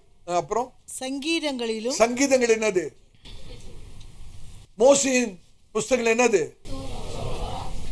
தீர்க்கதரிசியின் ஆகமங்கள் என்னது? சங்கீதங்கள் என்னது? கெத்துவீம். இவைகள் எல்லாவற்றிலும் என்னை குறித்து எழுதப்பட்டிருக்கிறது என்ற விசேஷங்களை நான் உங்களுக்கு சொல்லி இருக்கிறேன் என்று சொல். இப்ப நல்லா கவனிங்க, என்ன நடந்தது? மனுஷன் தேவனுக்கு விரோதமா பாவம் செய்தான். பரிசுத்தாவினர் துக்கப்பட்டிருக்கிறார். பரிசுத்தாவினர் மனுஷனை விட்டுருக்கலாம். எக்கேட்னா கெட்டு போ, இவ்வளவு பண்ண, ஆனா நீ தேவனுக்கு விரோதமா பாவம் செய்து என்ன துக்கப்படுத்தின அப்படினாலே நீ எப்படியாவது போன்னு சொல்லி பரிசுத்தனை விட்டுருக்கலாம். ஆனா பரிசுத்தான விடல. அதுக்கு பிறகு பரிசுத்தவன் என்ன பண்ணிருக்கிறார் என்றால், மோசேயின் புஸ்தகங்களையும் தீர்க்கதரிசியின் ஆகமங்களையும் சங்கீத புஸ்தகங்களையும் நமக்கு எழுதி கொடுத்திருக்கு. எதுக்கு அவர் எழுதி கொடுத்திருக்கிறாரு? ஆண்டவராகிய இயேசுவை நமக்கு அறிமுகப்படுத்தும்படியாக. காரணம், ஆண்டவராகிய இயேசுவை தெரிஞ்சாதான் மனிதன் இழந்து போனதை நாம் மறுபடியும் பெற்றுக்கொள்ள முடியும். ஆண்டவர் தெரியாத பட்சத்துல மனுஷன் இழந்ததை மறுபடியும் யாருமே பெற்றுக்கொள்ள முடியாது. நான் சொல்றது விளங்குன்னு நினைக்கிறேன். மனுஷன் விழுந்து போய் பரிசுத்தாவினை துக்கப்படுத்தின பிறகு பரிசுத்தாவினை மனுஷன் மேல வைத்திருந்த அன்பின் அடையாளமாக தேவ வார்த்தைகளை, வசனங்களை தோராவாக, நெபியுமாக, கெத்துவியுமாக தேவ வார்த்தைகளை மனுஷனுக்கு எழுதி கொடுக்கிறாருங்க. எதுக்கு எழுதி கொடுத்தார்? ஆண்டவர் என்ன சொன்னார்? இவைகள் யாரை குறித்து சொல்கிறது? என்னை குறித்து சொல்கிறது. அப்ப ஆண்டவராகிய இயேசுவை நமக்கு அறிமுகப்படுத்தும்படியாக பரிசுத்தவன் என்ன எழுதி கொடுக்கிறாரு? வேத வாக்கியங்களை எழுதி. காரணம், ஆண்டவராகிய இயேசுவை ஒரு மனிதன் அறிந்தால்தான் மனிதன் இழந்து போனதை மறுபடியும் பெற்றுக்கொள்ள முடியும், அல்லாவிட்டால் பெற்றுக்கொள்ள முடியாது. அப்ப இந்த தேவ வார்த்தைகளை எழுதினது என்னன்னு கேட்டீங்கன்னா, தேவனுடைய விரல். அவருடைய விரலினாலே கர்த்தர் வேதத்தை, பிரமாணங்களை நமக்கு எழுதி கொடுத்திருக்கிறார். தேவனுடைய விரல் என்று சொல்லும் போது யாரை குறிக்கிறது தெரியுமா? பரிசுத்த ஆவியானவரை குறிக்கிறது. தேவனுடைய விரல் யாரு? சத்தமா சொல்லுங்க. தேவனுடைய விரல் யாரு? பரிசுத்த ஆவியானவர். இதை குறித்து புதிய ஏற்பாட்டில் 2 வசனங்களை நாம் படிக்கணும், அப்பதான் விளங்கும். எடுத்து வாசிங்க. லூக்கா எழுதின சுவிசேஷம் 11ஆம் அதிகாரம் 20ஆம் வசனத்தை வாசிங்க. லூக்கா 11ஆம் அதிகாரம் 20ஆம் வசனம். நான் தேவனுடைய விரலினாலே பிசாசுகளை துரத்துகிறபடியால் தேவனுடைய ராஜ்யம் உங்களிடத்தில் வந்திருக்கிறதே. ஆண்டவராகிய இயேசு சொல்றார், நான் தேவனுடைய விரலினால் பிசாசுகளை துரத்துகிறபடியால் தேவனுடைய ராஜ்யம் உங்களிடத்தில் வந்திருக்கிறதே. இன்னொரு வசனம், மத்தேயு 12ஆம் அதிகாரம் 28ஆம் வசனத்தை வாசிங்க. மத்தேயு 12ஆம் அதிகாரம் 28ஆம் வசனம். நான் தேவனுடைய ஆவியினாலே பிசாசுகளை துரத்துகிறபடியால் தேவனுடைய ராஜ்யம் உங்களிடத்தில் வந்திருக்கிறதே. என்ன விளங்குது? லூக்கா 11ஆம் அதிகாரம் 20ஆம் வசனத்திலே ஆண்டவராகிய இயேசு கிறிஸ்து பிசாசு எதனால துரத்துறாரு? தேவனுடைய விரலினாலே. மத்தேயு 12ஆம் அதிகாரம் 28ஆம் வசனத்திலே ஆண்டவராகிய இயேசு பிசாசை எதனால விரட்டுறாரு? தேவனுடைய ஆவியினாலே. அப்ப தேவனுடைய விரல்னா என்ன? எத்தனை பேருக்கு விளங்குது? பைபிளை எப்படி வாசிக்கணும், எப்படி கற்றுக்கொள்ளணும் விளங்குது உங்களுக்கு? சும்மா வாசிட்டு போறது இல்ல. அப்ப தேவனுடைய விரல் யாரை குறிக்கிறது? பரிசுத்த ஆவியானவரை குறிக்கிறது. அவருடைய விரலினாலதே நமக்கு பிரமாணம் எழுதப்பட்டது. அப்படின்னா என்ன அர்த்தம்?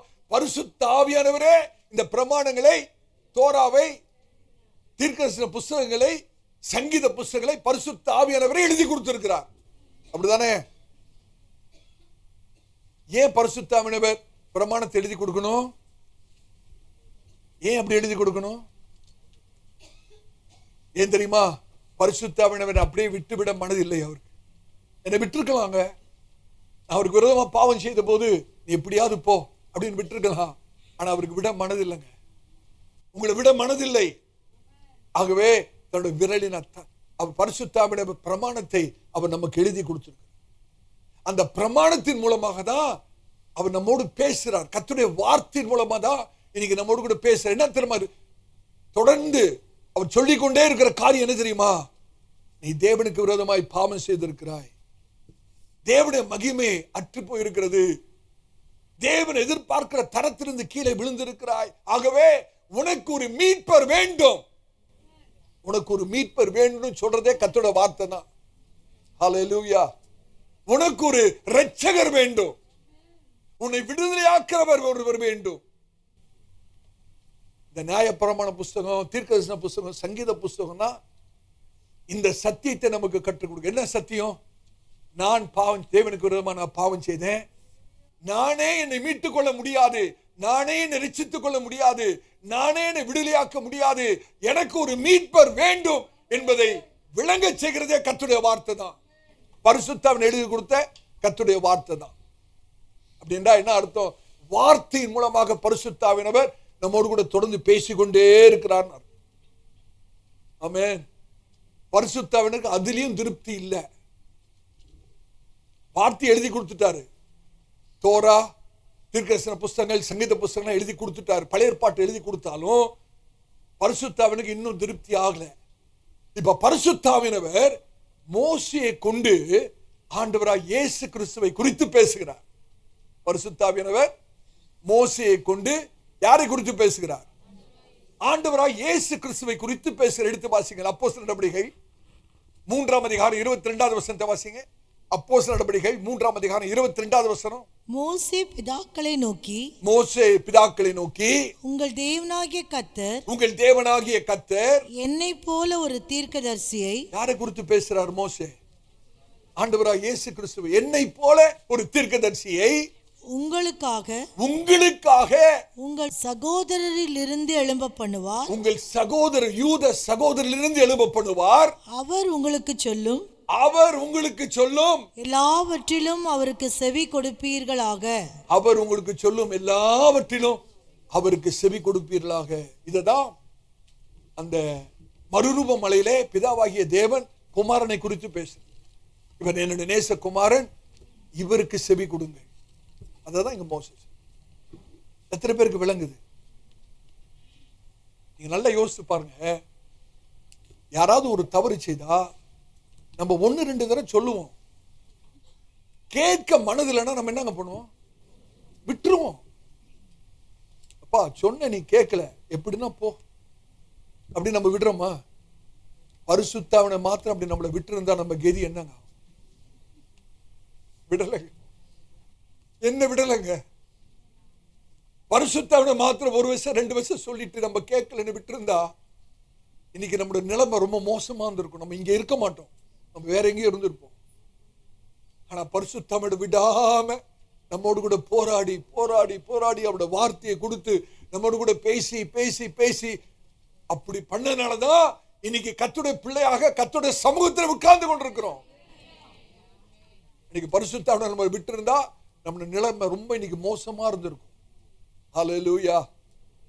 எத்தனை மாசமா எத்தனை வருஷமா பரிசுத்த ஆவியை தொடர்ந்து நம்மோடு கூட பேசிக்கொண்டே இருக்கிறார். ஒரு குறிப்பிட்ட காரியத்தை குறித்து, மகனே நீ இதை விட வேண்டும், மகளே இதை விட வேணும், இது உனக்கு சரியில்லை அப்படின்னு சொல்லி ஆவியானவர் எத்தனை விஷயம் பேசி இருக்கிறார். எத்தனை விஷயம் பேச பரிசுத்த ஆவியை நம்முடைய வாழ்க்கையில செய்த காரியங்கள் எத்தனை. இன்னைக்கு அதை உணராமலே பரிசுத்த ஆவியை செய்த ஒரு காரியத்தை நம்ம உணராமலே இருக்கிறோமே. ஆமென். இப்ப வேதத்தை அவர் எழுதி கொடுத்துட்டாரு. வேதத்தின் மூலமா மனுஷனுக்கு ஒரு காரியம் விளங்குது. நான் என்னை ரட்சித்துக் கொள்ள முடியாது, நான் என்னை மீட்டுக் கொள்ள முடியாது, ஆகவே எனக்கு ஒரு மீட்பர் வேண்டும் என்ற உணர்வு கர்த்தருடைய வார்த்தையினாலே உண்டானபடினாலே இப்பொழுது மனுஷன் தேவனை நோக்கி, ஆண்டவரே எங்களுக்கு ஒரு மீட்பர் வேண்டும் என்று கதறுகிறார்கள். மனுஷர்கள் ஒரு மீட்பருக்காக கதறுகிறார்கள். இப்ப நல்ல கவனிங்க. புதிய ஏற்பாட்டுக்கு வரேன். பழைய ஏற்பாட்டுக்கும் புதிய ஏற்பாட்டுக்கும் இடைவெளி காலம் 400 வருஷம்.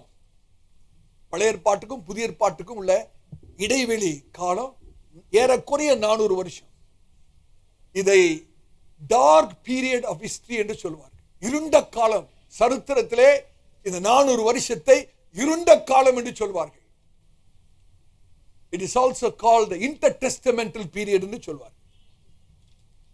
அந்த 400 வருஷம் ஆவிக்குரிய ரீதியிலே அந்தகாரமான நாட்கள். அந்தகாரமான நாட்கள். எல்லா மத தத்துவங்களும் மனிதனை கைவிட்ட நாட்கள். எத்தனையோ மத தத்துவங்கள், ரிலிஜியஸ் பிலாசபிஸ் எல்லாமே இருந்தது. ஒன்றும் மனிதனை மீட்க முடியவில்லை, ஒன்றும் மனிதனை ரட்சிக்க முடியவில்லை. அப்படிப்பட்ட சூழ்நிலையிலே மனுஷன் ஒரு காரியத்தை உணர்ந்தான். எங்களுடைய மத தத்துவங்கள் எல்லாம் எங்களை விடுதலையாக்க முடியாது, எங்களுக்கு ஒரு மீட்பர் வேண்டும், எங்களுக்கு ஒரு மீட்பர் வேண்டும், நான் ரட்சிக்கப்பட வேண்டும், நாங்கள் மீட்கப்பட வேண்டும் என்ற உணர்வு மனிதனுக்குள்ளே ஏற்பட்டது. எப்படி இஸ்ரவேல் ஜனங்கள் எகிப்தின் அடிமைத்தனத்தில் இருந்தபோது ஒரு மீட்பர் வேண்டும் என்று தேவனை நோக்கி கூக்குரலிட்டு கதறினார்களோ, அதே போல மனித குலம் ஒரு மீட்பருக்காக தேவனிடத்தில் கேட்க ஆரம்பித்தார்கள். இன்றைக்கும் பாரம்பரிய யூதர்கள் மேசியா வர வேண்டும் என்று சொல்லி அவர்கள் தேவனிடத்தில் விண்ணப்பம் பண்ணி கொண்டிருக்கிறார்கள். இந்த சமயத்துல தான் வேதம் சொல்கிறது, குறித்த காலம் வந்தபோது ஆண்டவராய் இயேசு மரியாளின் கர்ப்பத்திலே உருவானார். ஹல்லேலூயா. இப்படிப்பட்ட இருண்ட காலத்திலே மனுஷன் ஒரு மீட்பர் வேண்டும் என்று உணர்ந்த அந்த நாட்களில தான் ஆண்டவராய் இயேசு உலகத்துக்கு வெளிச்சமாக இந்த உலகத்திலே பிறந்தார். கர்த்தருடைய பரிசுத்த நாமத்துக்கு ஏந்திரமாண்டு இயேசு வந்தாரு.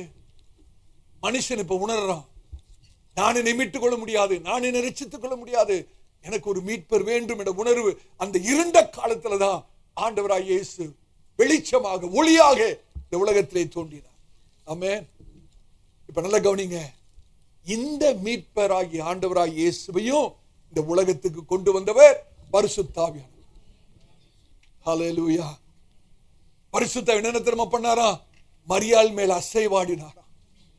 உங்களுக்காக, எனக்காக, நம்முடைய மீட்புக்காக பரிசுத்த ஆவியானவர் மரியாள் மேல் அசைவாடி மரியாளுடைய கர்ப்பத்திலே ஆண்டவராய் இயேசு உருவாக்கினதே பரிசுத்த ஆவியானவர் தான்.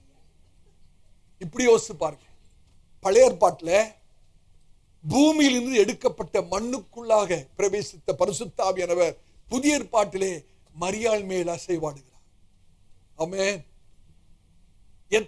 எவ்வளவு பரிசுத்த ஆவியானவர் தன்னை தாழ்த்தி கீழே இறங்கி நம்மை மீட்கும்படியாக அவர் செய்த கிரியைகளுக்கு எல்லையே இல்லை.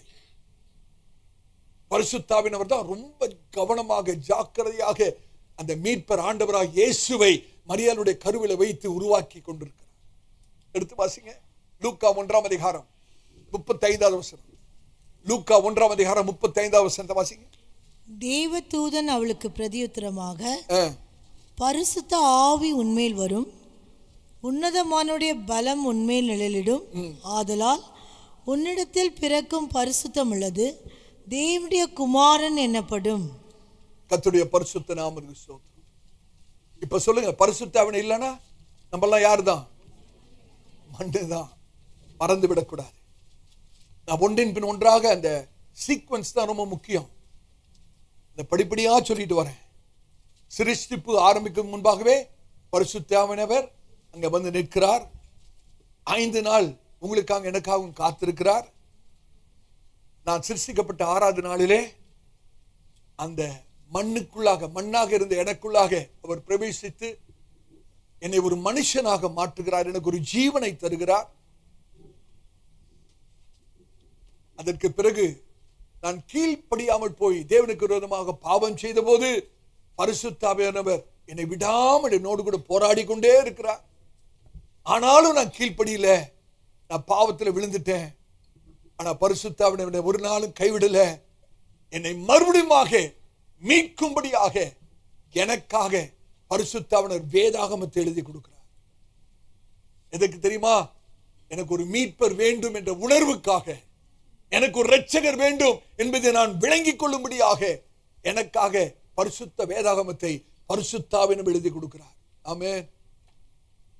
நான் அந்த வேதத்திலே கற்றுக்கொண்ட உணர்ந்தபடியே நான் இப்ப ஒரு மீட்பருக்காக நான் கேட்கிறேன். ஹல்லேலூயா. அந்த மீட்பரையும் பரிசுத்த ஆவியானவரே மரியாளுடைய கர்ப்பத்துக்குள்ளாக, கருவுக்குள்ளாக வைத்து உருவாக்குகிறார். ஹல்லேலூயா. கர்த்தருடைய பரிசுத்த நாமம். ஏற்ற சமயத்திலே ஆண்டவராய் இயேசு இந்த உலகத்தில் வருகிறார். இப்ப நல்ல கவனிங்க. இப்ப பரிசுத்த ஆவியானவர் யோர்தான் நதிக்கரையிலே ஆண்டவராய் இயேசு ஞானஸ்நானம் எடுக்கும் போது புறாவை போல ஆண்டவராய் இயேசுவின் மேல் இறங்குகிறார். அவர் வனாந்தரத்திலே வேதம் என்ன சொல்கிறது? பரிசுத்த ஆவியுடைய நிறைவோடு கூட வனாந்தரத்திலே போய் 40 நாள் சோதிக்கப்பட்டு அந்த வனாந்தரத்தை விட்டு வரும்போது எப்படி வந்தாராம்?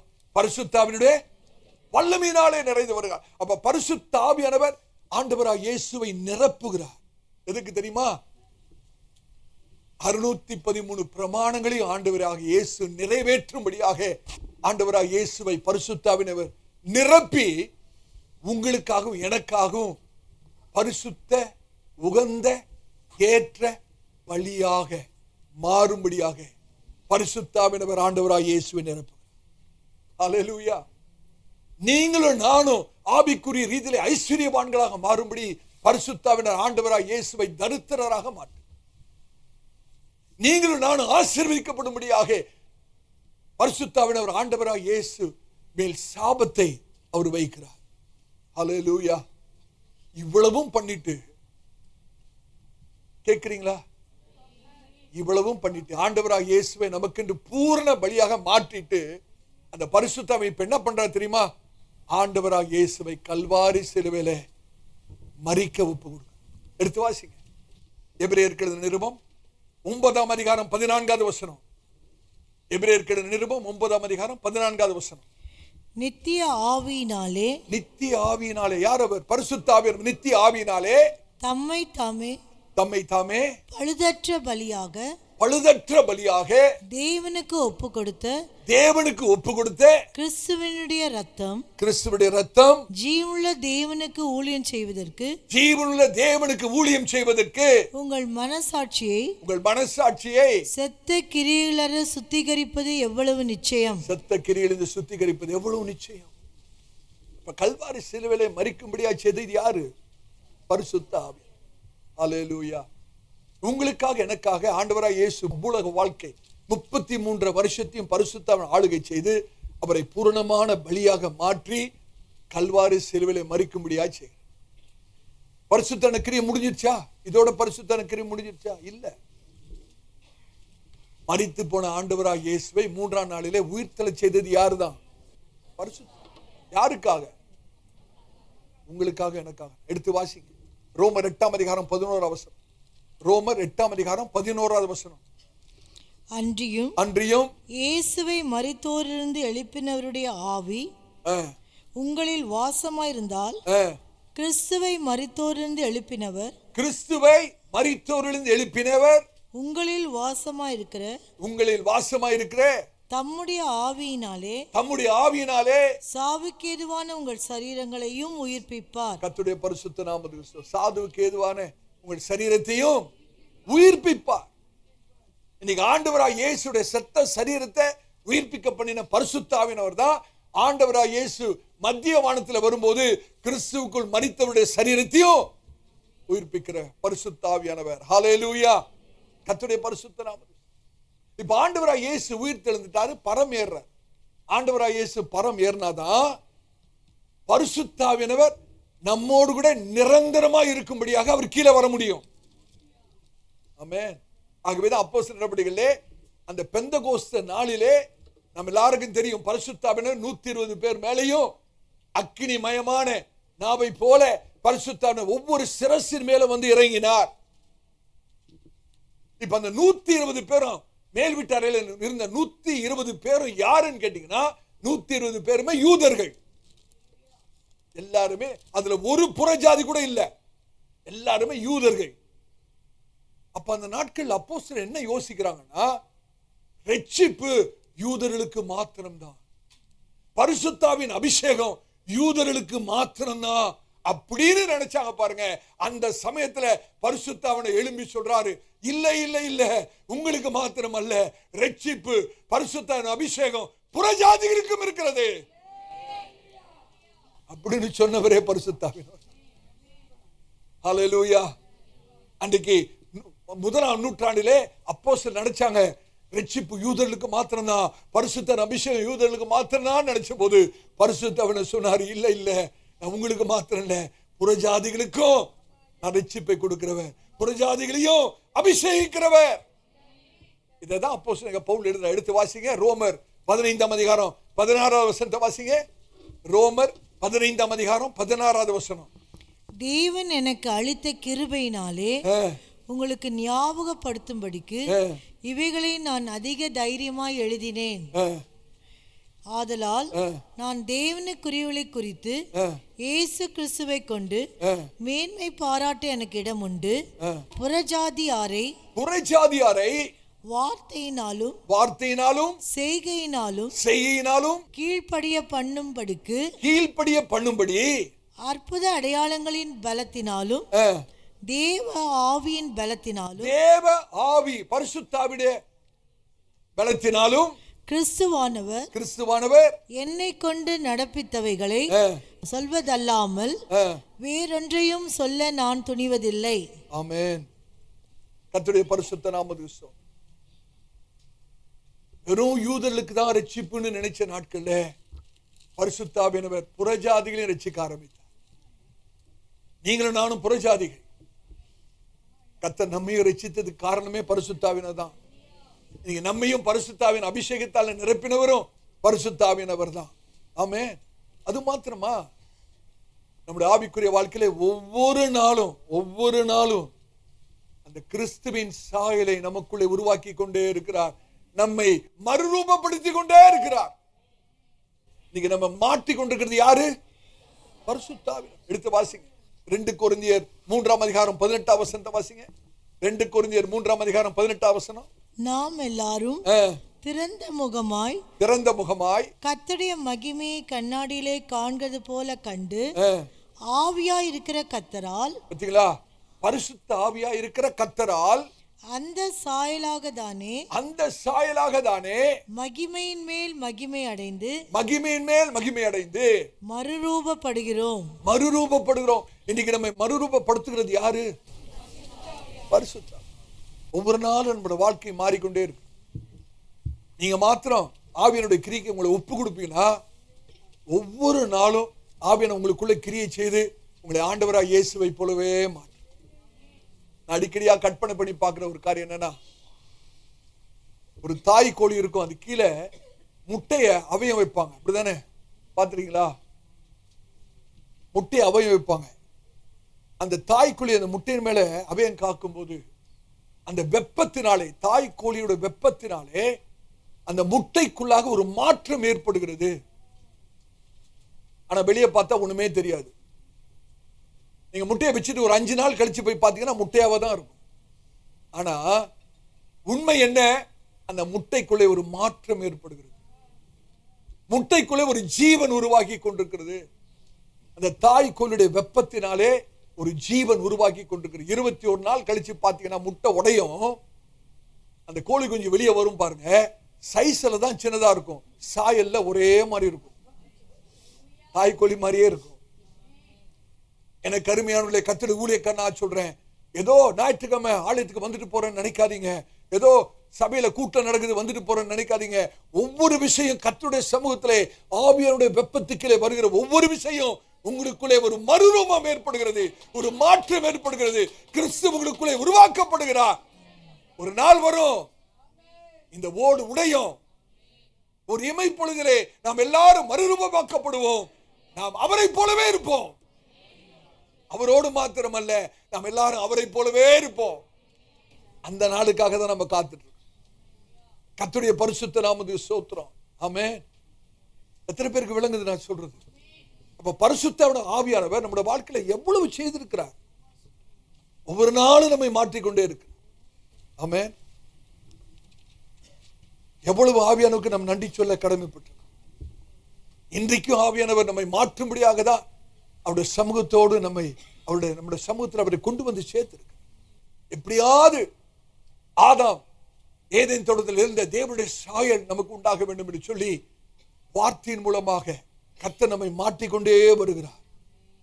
இவ்வளவு செய்த பிறகும் நம்ம எத்தனை விஷயம் தவறு பண்ணிடுறோம், பாவம் செய்திடுறோம், கீழ்ப்படியாம போயிடுறோம், அநேக தவறுகளை பிழைகளை செய்து விடுகிறோம்.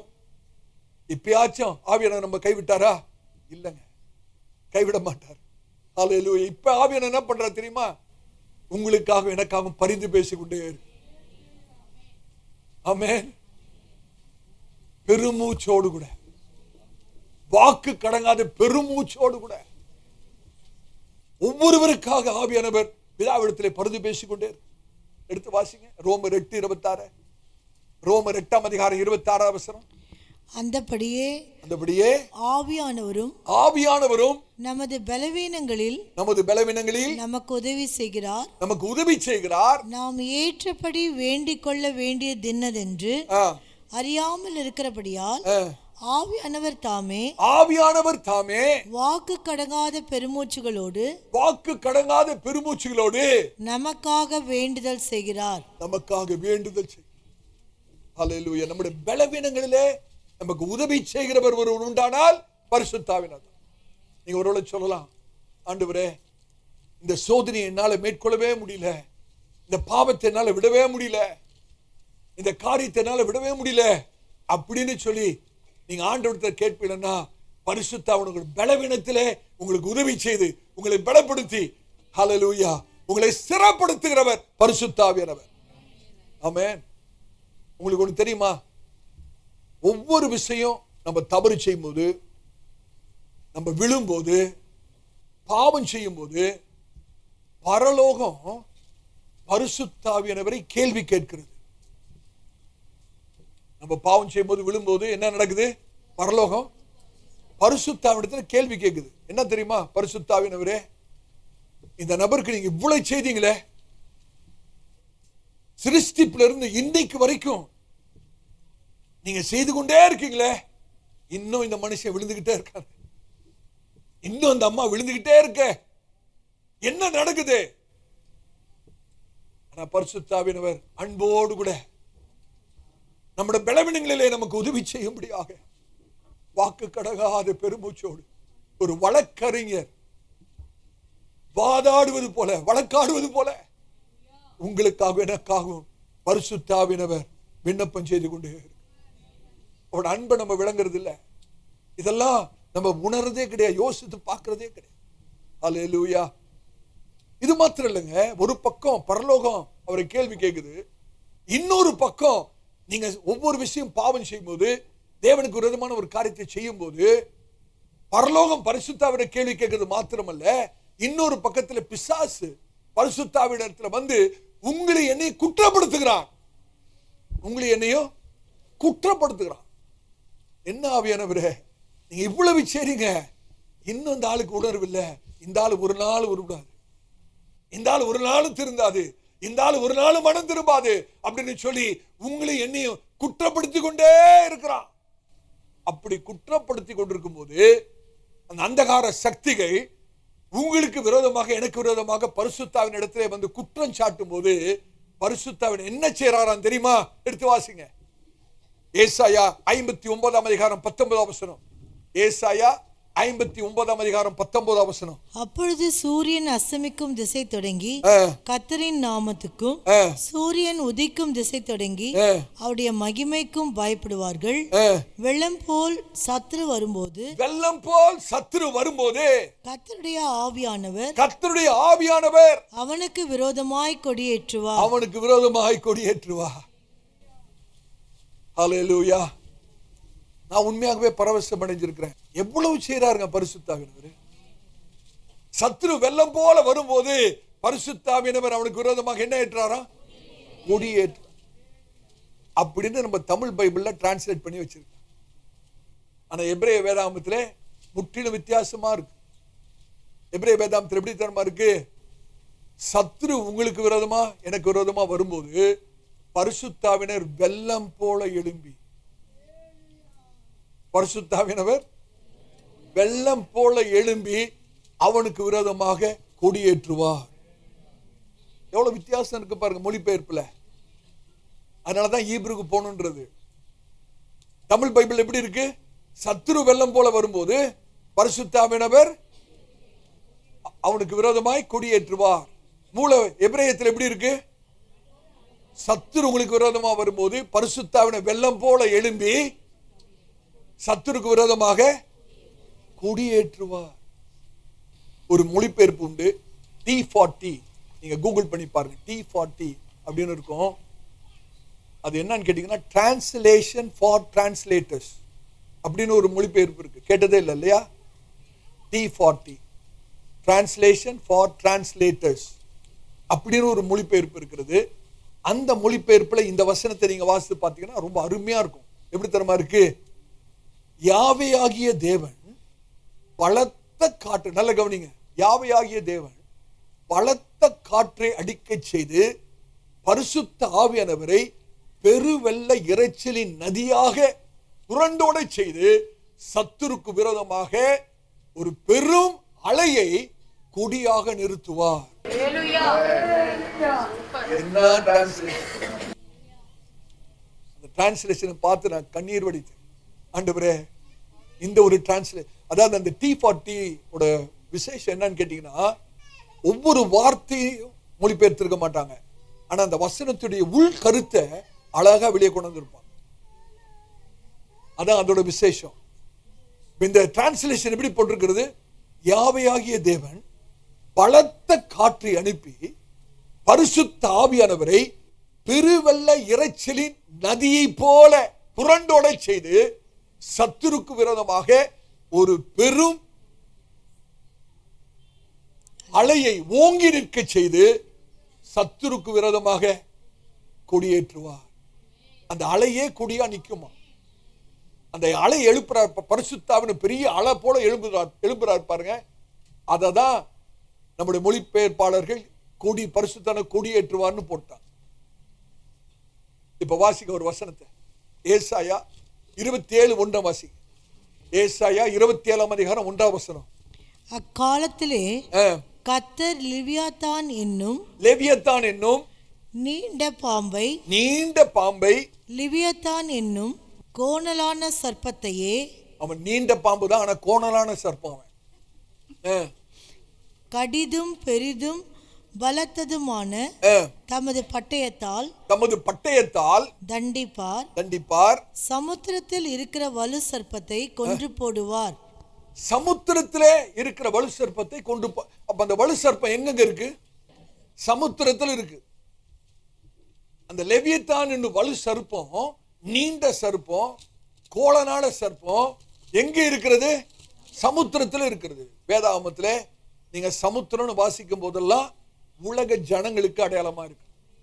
உலக ஜனங்களுக்கு, ரட்சிக்கப்படாதவர்களுக்கு அடையாளமா இருக்கிறது. இந்த சமுத்திரத்தில் இருக்கிற பெரிதும் பலத்ததுமான வலு சர்ப்பம் சமுத்திரத்தில் இருக்கிறது.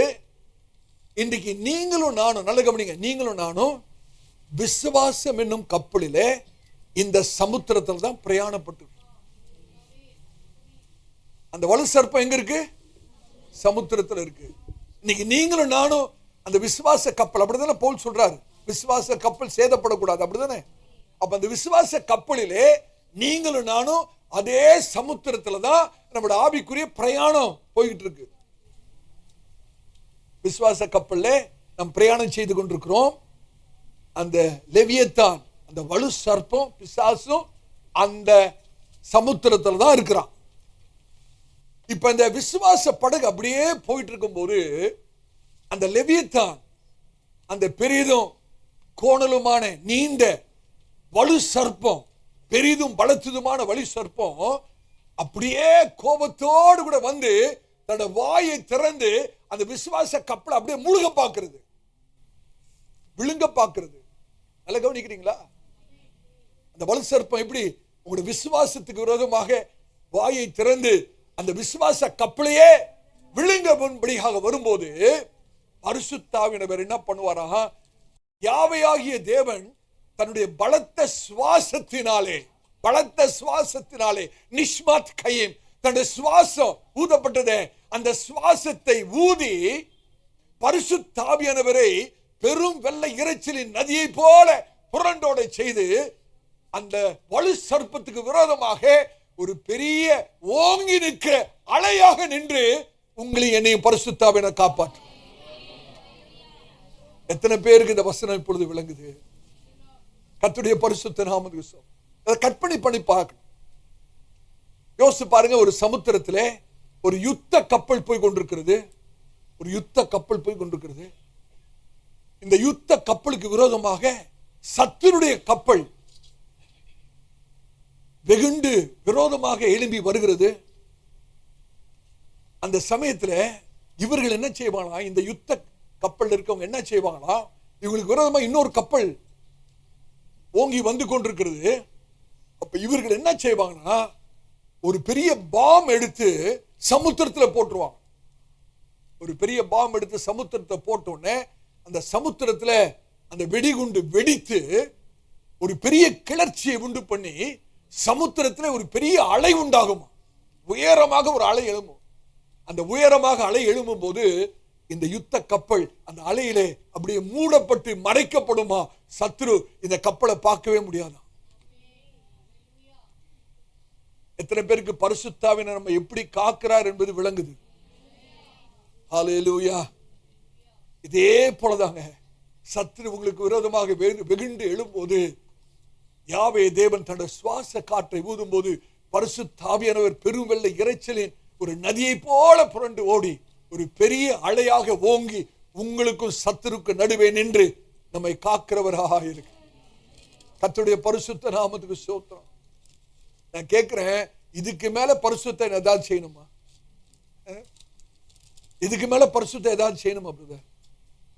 இப்ப நீங்க எண்ணணும், ஒன்னொன்னா நம்ம எண்ண போறோம். 18 காரியங்களை நான் சொல்லி இருக்கிறேன். எத்தனை பேர் நீங்க எண்ணீங்களோ தெரியாது. அட்லீஸ்ட் இப்பயாச்சும் எண்ணிக்கணும்.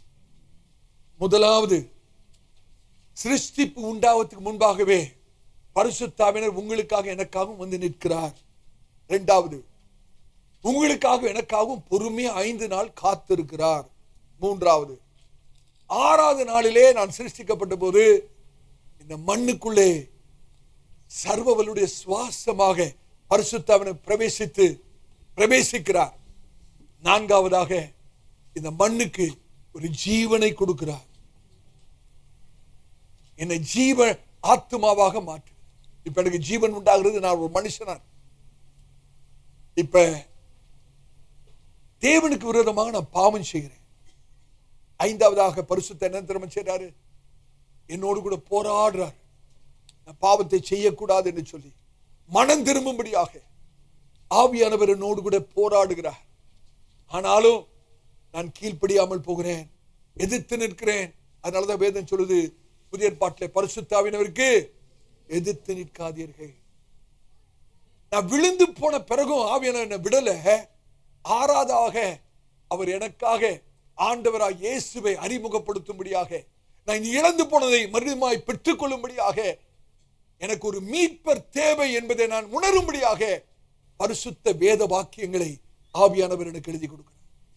ஹல்லேலூயா. இதுவரைக்கும் நம்பர் கரெக்டா? எத்தனை? 6. 7வதாக பரிசுத்த ஆவியானவர் கீழே இறங்கி எனக்காக உங்களுக்காக மரியாள் மேல் அசைவாடுகிறார்.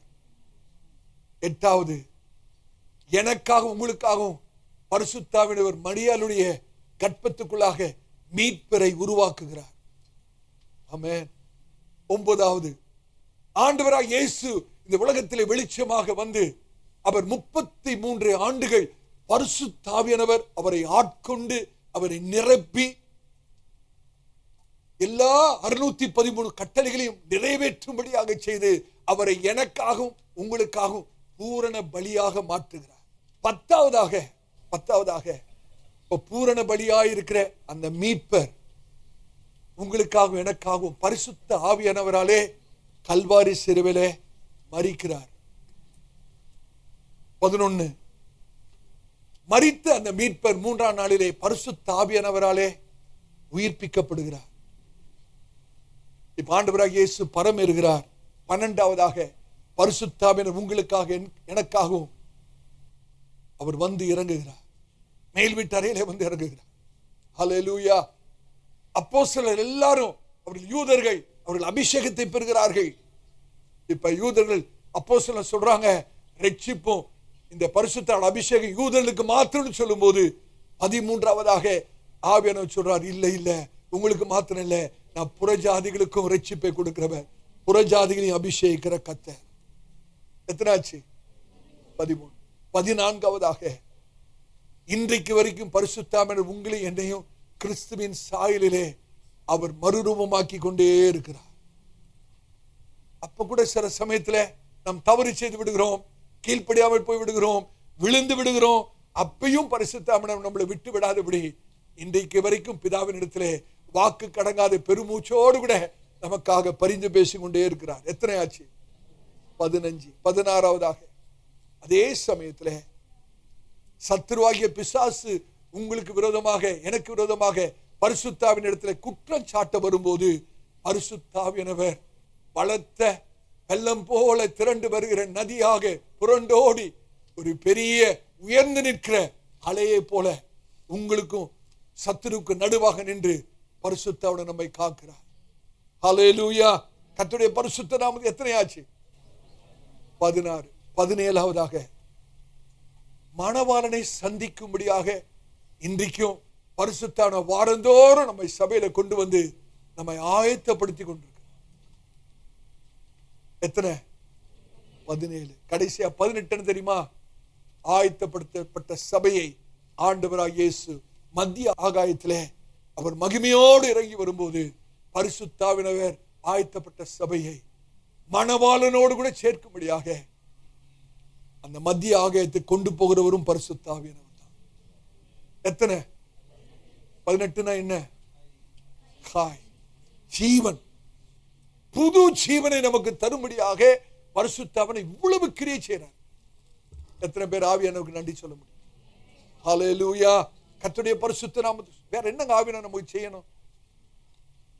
இப்ப பரிசுத்த ஆவியினாலே நிறைந்து ஜெபிக்கும் போது, அந்நிய பாஷையை பேசி நீங்க ஜெபிக்கும் போது கர்த்தர் நமக்கு ஒரு கம்ப்ளீட் விக்டரி, ஒரு முழுமையான ஜெயத்தை கர்த்தர். நான் சொல்ல முடியும், புதிய ஏற்பாட்டிலே விசுவாசிகளுக்கு கர்த்தர் கொடுக்கிற ஒரு பெரிய ஒரு பொக்கிஷம் என்னன்னு கேட்டீங்கன்னா பரிசுத்த ஆவியானவர் தான். அந்நிய பாஷையில ஜெபிக்கிற ஒரு அனுபவம் தான். ஒவ்வொரு நாள் அதிகாலையில நான் எழுந்து விடுதலையோடு கொஞ்ச நேரம் வெறும் அந்நிய பாஷையை பேசி கர்த்தரோடு கூட நான் ஐக்கியம் கொள்ளும் போது ஒவ்வொரு நாள் ஒரு புதிய பலனை நான் உணர்றேன். உள்ளான மனுஷன் பக்தி விருத்தி அடைகிறதை நான் உணர்றேன். ஒரு பெரிய பலன் எனக்கு உண்டாகிறது. அதற்கு பிறகு வேதாகமத்தை நான் திறந்து வாசித்தா வெளிப்பாடுதான். ஆமே. காரணம், எழுதினவரே இங்க தானே இருக்கிறாரு. ஹல்லேலூயா. நீங்க பண்ணி பாருங்க. அபிஷேகம் பெற்றவங்க, அந்நிய பாஷை பேசுறவங்க ஒவ்வொரு நாளும் காலையில எழுந்து ஒரு அரை மணி நேரம் வெறும் அந்நிய பாஷை பேசி விசேஷித்த ஒரு அனுபவம். உள்ளான மனுஷன் பலப்பட்டு பக்தி விருத்தி அடைந்து அதுக்கப்புறம் நீங்க பைபிள் எடுத்து வாசித்தீங்கன்னா இது வரைக்கும் புரியாத அறியாத மகத்துவங்களை காணும்படியாக பரிசுத்த ஆவியானவர் செய்வார். ஹல்லேலூயா. கர்த்தருடைய பரிசுத்த நாமத்தில் சபையை நம்ம ஜெபிக்கணும். ஆண்டவரே, பிதாவாகிய தேவனுடைய அன்பம் மாத்திரமல்ல, குமாரனாகிய இயேசு கிறிஸ்துவின் அன்பம் மாத்திரமல்ல, பரிசுத்த ஆவியானுடைய அன்பை நான் விளங்கிக் கொள்ள எனக்கு அனுதினமும் உதவி செய்ய ஆண்டவரே என்ற ஒரு ஜெபம் இருக்க வேண்டும். நம்முடைய உள்ளான மனுஷனுடைய நிலைமை எப்படிங்க இருக்கு? யோசிச்சு பாருங்க சகோதரனே சகோதரி, உங்களுடைய உள்ளான மனுஷனுடைய நிலைமை எப்படி இருக்கு? கிறிஸ்து இயேசுவுக்குள்னு சொல்றோம் அப்படின்னா என்ன அர்த்தம்? நம்முடைய உள்ளான மனுஷனை குறித்து பேசும். நம்முடைய உள்ளான மனுஷனுக்கு 2 காரியம் வேணும். ஒண்ணு ஜீவ அப்பம், இன்னொன்னு ஜீவ தண்ணீர். இது 2 இல்லைன்னா உள்ளான மனுஷன் பிழைக்க முடியாது. ஜீவ அப்பம் நம்முடைய நீதிக்காக, ஜீவ தண்ணீர் நம்முடைய பரிசுத்தத்துக்காக. 2 காரியம் இல்லைன்னா, நீதியும் உண்மையான பரிசுத்தம்னா உள்ளான மனுஷனுக்கு வேணும். இது இல்லைன்னா உள்ளான மனுஷன் பிழைக்க முடியாது. யோசிச்சு பாருங்க. போன ஞாயிற்றுக்கிழமை அந்த ஜீவ அப்பத்தை குறித்து தான் நம்ம தியானித்தோம். ஆவியின் பட்டயமாகிய கர்த்தருடைய வார்த்தை. அந்த ஜீவ தண்ணீர் என்பது என்ன? ஜீவ தண்ணீர் என்பது பரிசுத்த ஆவியானவருடைய நதிகள். ஆமென். அந்நிய பாஷையில் நிரம்பி, பரிசுத்தான அபிஷேகத்தில் நிரம்பி அந்நிய பாஷை பேசி கர்த்தரோடு கூட உறவாடுகிற ஒரு அனுபவம் தான் ஜீவ தண்ணீர். நான் முடிக்க போறேன், நல்ல கவனிங்க. ஒரு தோட்டம் இருக்கிறது. அந்த தோட்டம் எப்பொழுதும் அழகா செழிப்பா கனி நிறைந்த தோட்டமா இருக்கணும்னா அந்த தோட்டத்துக்கு என்னங்க வேணும்? தண்ணீர் வேணும். தண்ணீர் இல்லைன்னா தோட்டம் வறண்டு போயிடும். நீங்க அநேகரோட வாழ்க்கை வறண்டு இருக்கிறதுக்கு காரணம் ஜீவ தண்ணீர் இல்ல. ஜீவ தண்ணீர் இல்ல. ஆவியானவர் பேசுறார். சகோதரனே, ஏன் வறட்சி, ஏன் வறுமை, ஏன் வியாகுலம்? ஜீவ தண்ணீர் இல்லை. வாழ்க்கையின் தோட்டம் வறண்டு போயிருக்கிறதா? கனியற்று இருக்கிறதா? வறட்சியாக இருக்கிறதா? வெறுமையா இருக்கிறதா? ஒரு தோட்டம் மலரணும், அழகா மாறணும், கனி உள்ளதா மாறணும்னா தண்ணீர் வேண்டும். இததான் ஆவியானவர் எழுதுறார். எடுத்து வாசித்து பாருங்க. ஏசாயா 32 அதிகாரம் 15 வசனத்தை வாசிங்க. ஏசாயா 32 15 வசனம். உன்னதத்திலிருந்து நம்மேல் ஆவி ஊற்றப்படும் மட்டும், நம்மேல் பரிசுத்த ஆவியானவர் ஊற்றப்படும் மட்டும் அப்படியே இருக்கும். நல்லா கவனிச்சீங்களா? உன்னதத்திலிருந்து பரிசுத்த ஆவியானவர் ஊற்றப்படுகிற வரைக்கும் எந்த மாற்றமும் வராது. ஆண்டவரே சூழ்நிலையை மாற்றும், இதை மாற்றும், அதை மாற்றும் ஜெபிக்கிறோம்ல, ஒன்னும் மாற மாட்டேன். அப்படிதானே வாழ்க்கை நிலைமை அப்படியே தானே இருக்கு. இன்னும் அதே சூழ்நிலை தானே இருக்கு. காரணம் என்ன? உன்னதத்திலிருந்து ஆவியானவர் ஊற்றப்படுகிற வரைக்கும் எப்படி இருக்கு வசனம்? அப்படியே இருக்கும். அப்படியே தான் இருக்கும். எப்படியா இருக்கும்? வனாந்தரம் வனாந்தரமா தான் இருக்கும். துக்கத்தோடு சொல்ற அநேக கர்த்தருடைய பிள்ளைகள் வாழ்க்கை வனாந்தரமா இருக்கு. அப்படியே தான் இருக்கு. ரட்சிக்கப்பட்ட 5 வருஷம் ஆச்சு, 10 வருஷம் ஆச்சு, 15 வருஷம் ஆச்சு, ஆசீர்வாதம் இல்லை. காரணம் என்ன? ஜீவ தண்ணீர் இல்லை. உன்னதத்தின் தேவன் ஆவியான ஊற்றப்படுகிற வரைக்கும் அப்படியே தான் இருக்கும். அப்பொழுது வனாந்திரம் ஊற்றப்படுமானால் செழிப்பான வயல்வெளி ஆகும். நல்ல கவனிங்க, அந்த உன்னதத்திலிருந்து ஆவியானவர் ஊற்றப்படும் போது வனாந்திரம் எப்படி மாறுமா? செழிப்பான வயல்வெளியாகும். செழிப்பான வயல்வெளி, செழிப்பான வயல்வெளி காடாக எண்ணப்படும். என்ன ஆண்டவரே, திருப்பி காடாயிருமா? அங்கதான் மொழிபெயர்ப்பு, அங்கதான் நம்ம ஈப்ருக்கு போனோம்.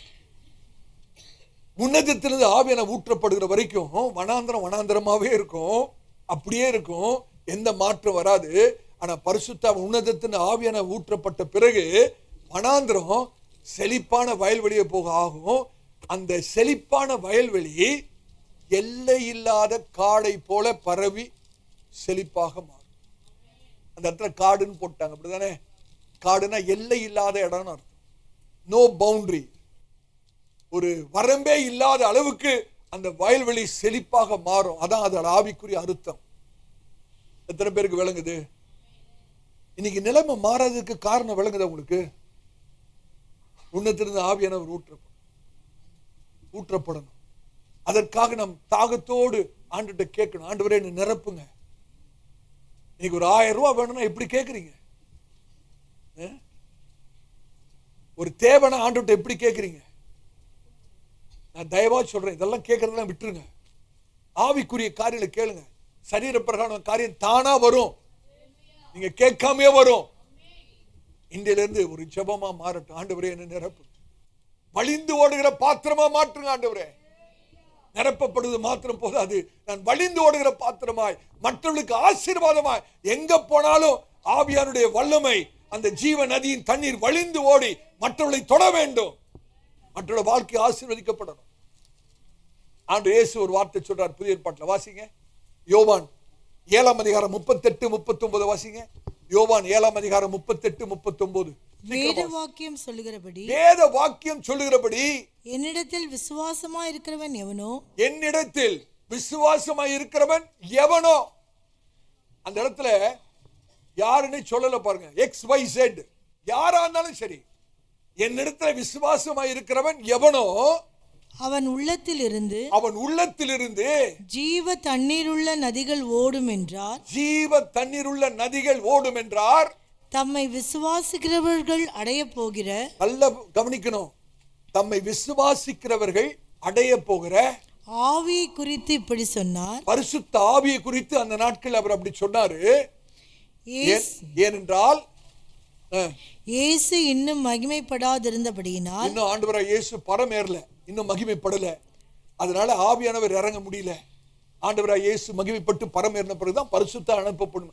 அதை குறித்து தான் ஆண்டவர் இயேசு பேசுறார். ஆமென். வேத வாக்கியங்கள் சொல்லுகிறபடி, என்னிடத்தில் விசுவாசமாய் இருக்கிறவன் எவனோ அவன் உள்ளத்தில் ஜீவ தண்ணீர் உள்ள நதிகள் புறப்பட்டு ஓடும். சில பேர் நினைக்கிறாங்க, விசுவாசிங்க, நான் பரிசுத்தமா இருந்தாதான் எனக்கு பரிசுத்தாவினவரை கொடுப்பாரு. இல்ல, பரிசுத்தாவினரை கொடுத்தாதான் பரிசுத்தமாவே இருக்கும். இதுதான் உண்மை. ஹல்லேலூயா. நான் ஒரே ஒரு கேள்வி கேட்கிறேன். இந்த பரிசுத்தாவினவரை கொடுக்கிறதுக்கு ஆண்டவராய் இயேசு வைத்திருக்கிற ஒரே ஒரு நிபந்தனை என்னங்க? விசுவாசமாய் இருக்கிறவன் எவனோ, யாருன்னு விசுவாசித்தாலும் சரி. இப்ப நான் கேட்கிறேன், இங்க இருக்கிறவங்க எல்லாம் ஆண்டவராய் இயேசு விசுவாசிக்கிறீங்களா? எல்லாரும் விசுவாசிக்கிறதானே? எல்லாருமே விசுவாசிகள் தானே? அப்ப உங்களுக்கு பரிசுத்தான அபிஷேகத்தை கொடுப்பாரா, கொடுக்க மாட்டாரா? ஆமென். நம்ம எல்லாருமே விசுவாசிக்கிறோம். அப்ப நம்ம எல்லாருக்கும் பரிசுத்த அபிஷேகம் உண்டு. நீங்க யோசனை கூடாது, சில பேருக்கு தான் ஆண்டவர் கொடுப்பாரு, சிலர் கொடுக்க மாட்டார், ஊழியக்காரர்கள் கொடுப்பாரு. இல்ல இல்ல இல்ல, விசுவாசிக்கிறவன் எவனோ அவன் உள்ளத்திலே ஜீவ தண்ணீர் உள்ள நதிகள் புறப்பட்டு ஓடும். அல்லேலூயா. கர்த்தருடைய பரிசுத்த நாமம். ஏதேன் தோட்டத்துல 4 நதிகள் ஓடிச்சான். நதி இல்ல, ஜீவ நதி ஓடாது, ஜீவ நதிகள். அப்படின்னா என்ன அர்த்தம்? உங்களுடைய வாழ்க்கை தேவனுடைய தோட்டத்தை போல மாறும்னு அர்த்தம். இன்னைக்கு வனாந்தரமா இருக்கிறது, ஆனா கர்த்தர் சொல்றாரு, உன்னதத்தின் ஆவியான ஊற்றப்படும் போது வனாந்தரமாக இருக்கிறவங்க வாழ்க்கை தேவனுடைய தோட்டத்தை போல. எத்தனை பேர் விசுவாசிக்கிறீங்க? ஹல்லேலூயா. கர்த்தருடைய பரிசுத்த நாமம். அப்ப ஆவியில் நிறைந்து நீங்கள் ஆவியில் ஜெபம் பண்ணும்போது, அந்நிய பாஷையை பேசி ஜெபிக்கும் போது, ஹல்லேலூயா, அந்த பரிசுத்தாவோட நதின்னு சொல்லும் போது அது அப்படியே மென்மையா ஓடுற நதி இல்லைங்க, மென்மையா ஓடுற நதி இல்ல. அது அப்படியே, அதாவது கரை புரண்டு பிரவாகித்து ஓடும் போது உங்களோட வாழ்க்கையில் இருக்கிற வேண்டாத காரியத்தெல்லாம் அப்படியே வேரோடு புடுங்கி போட்டு ஓடும். ஹல்லேலூயா. கர்த்தருடைய பரிசுத்த நாமத்துக்கு ஸ்தோத்திரம். சத்துருடைய எல்லா நுகத்தையும் உடைக்கிற ஒரு அபிஷேகம் அது.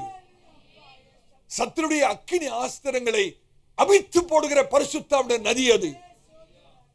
இன்னைக்கு தான் விசுவாசிக்கிறேன், நமக்கென்று அந்த flood gates of heaven, பரலோகத்துல அந்த அடைக்கப்பட்டிருக்கிற வாசல் நமக்காக திறக்கப்படுது. கர்த்தர் இன்னைக்கு நம்ம நிரப்ப விரும்புகிறார். எத்தனை பேர் ஆயத்தம்? நம்ம எல்லாம் அப்படியே எழுதி நிற்கலாமா? எல்லாரும் கண்களை மூடலாம். ஹல்லேலூயா. ஒவ்வொரு நாவும் இன்னைக்கு கட்டவிழ்க்கப்படணும். அபிஷேகம் பெறாதவர்கள் அபிஷேகம் பெறணும். அபிஷேகம் பெற்றவர்கள் வாயை விரிவாய் திறந்து அந்நிய பாஷையில பேச வேண்டும். வாயை விரிவாய் திற, நான் அதை நிரப்புவேன் என்று கர்த்தர் சொன்னார். வாயை மூடிட்டு இருக்கிறது அல்ல. நான் ஊழியக்காரனா சொல்றேன், எந்த விசுவாசி வாயை திறக்காம அப்படியே மூடிட்டு இருக்காங்களோ கடைசி வரைக்கும் வனாந்தரமா தான் இருக்கும். தோட்டமா மாறுறதுக்கு வாய்ப்பே இல்லை. ஹல்லேலூயா. ஆனா கர்த்தருடைய வார்த்தைக்கு கீழ்ப்படிந்து வாயை விரிவாய் திறந்து தேவனை துதித்து ஆராதித்து நீங்கள் அபிஷேகம் பெற்றிருப்பீர்கள் அந்நிய பாஷையில பேசுங்க. ஹல்லேலூயா. கொஞ்ச நேரம் விடுதலையோடு வாய்களை திறந்து. இன்னும் அபிஷேகம் பெறாதவர்கள் உங்களுடைய இருதயத்தை ஊற்றி ஆண்டவரிடத்தில், ஆண்டவரே உங்களுடைய வசனம் இப்படி சொல்லுதே, வேத வாக்கியங்கள் சொல்லுகிறபடின்னு சொல்லுதே, வேத வாக்கியங்கள் சொல்லுகிறபடி என்னிடத்தில் விசுவாசமாய் இருக்கிறவன் எவனோ அவன் உள்ளிலிருந்து ஜீவ தண்ணீர் உள்ள நதிகள் புறப்பட்டு ஓடும் என்று சொன்னீங்களே, இன்றைக்கு நான் உம்மை விசுவாசிக்கிறேனே, இன்னும் அந்த அனுபவம் எனக்கு இல்லையே, இன்றைக்கு எனக்கு தாரும் என்று கேளுங்கள். அருமையான சபையாரே, ஜெப சிந்தையில் இருக்கும்போது ஒரே ஒரு வசனத்தை மாத்திரம் வாசிக்க நீங்கள் கேளுங்கள். திறந்து பார்க்க வேண்டாம். ஜெப சிந்தையிலே இருங்க. கண்களை மூடினவர்களாக ஜெப சிந்தையிலே இருங்க. இந்த வசனத்தை மாத்திரம் வாசிக்கிறத மாத்திரம் செவி கொடுத்து கேளுங்க. ஏசாயா 28 11 12 வசனங்கள். ஏசாயா 28ஆம் அதிகாரம் 11 12 வசனத்தை மாத்திரம் உங்க செவி சாய்த்து கேளுங்க. ஆண்டவர் என்ன சொல்றாரு பாருங்க. பரியாச உதடுகளினால், நல்ல கவனிங்க, ஆண்டவர் சொல்றாருங்க, பரியாச உதடுகளினாலும் அந்நிய பாஷையினாலும். பழைய ஏற்பாட்டில் எழுதியிருக்காருங்க ஆவியானவர். யோசிச்சு பாருங்க, புதிய ஏற்பாட்டு அனுபவத்தை ஏசாயா தீர்க்கதரிசனமா சொல்றாரு. பழைய ஏற்பாட்டுல ஃபர்ஸ்ட்ல இருந்து வாசிங்க. பரியாச உதடுகளினாலும் அந்நிய பாஷையினாலும் இந்த ஜனத்தோடே பேசுவார். இதுவே நீங்கள் இளைத்தவனை, இதுதாங்க நமக்கு இளைப்பாறுதலை தருகிறது. இளைத்தவனுக்கு இளைப்பாறுதலை இதுதான். அந்நிய பாஷையில ஆவியில ஜெபிக்கிறோம் பார்த்தீங்களா, அதுதான் இளைத்தவனுக்கு. ஹல்லேலூயா. இளைத்தவனை இளைப்பாற பண்ணத்தக்க, இளைப்பாறுதல், இதுவே ஆறுதல்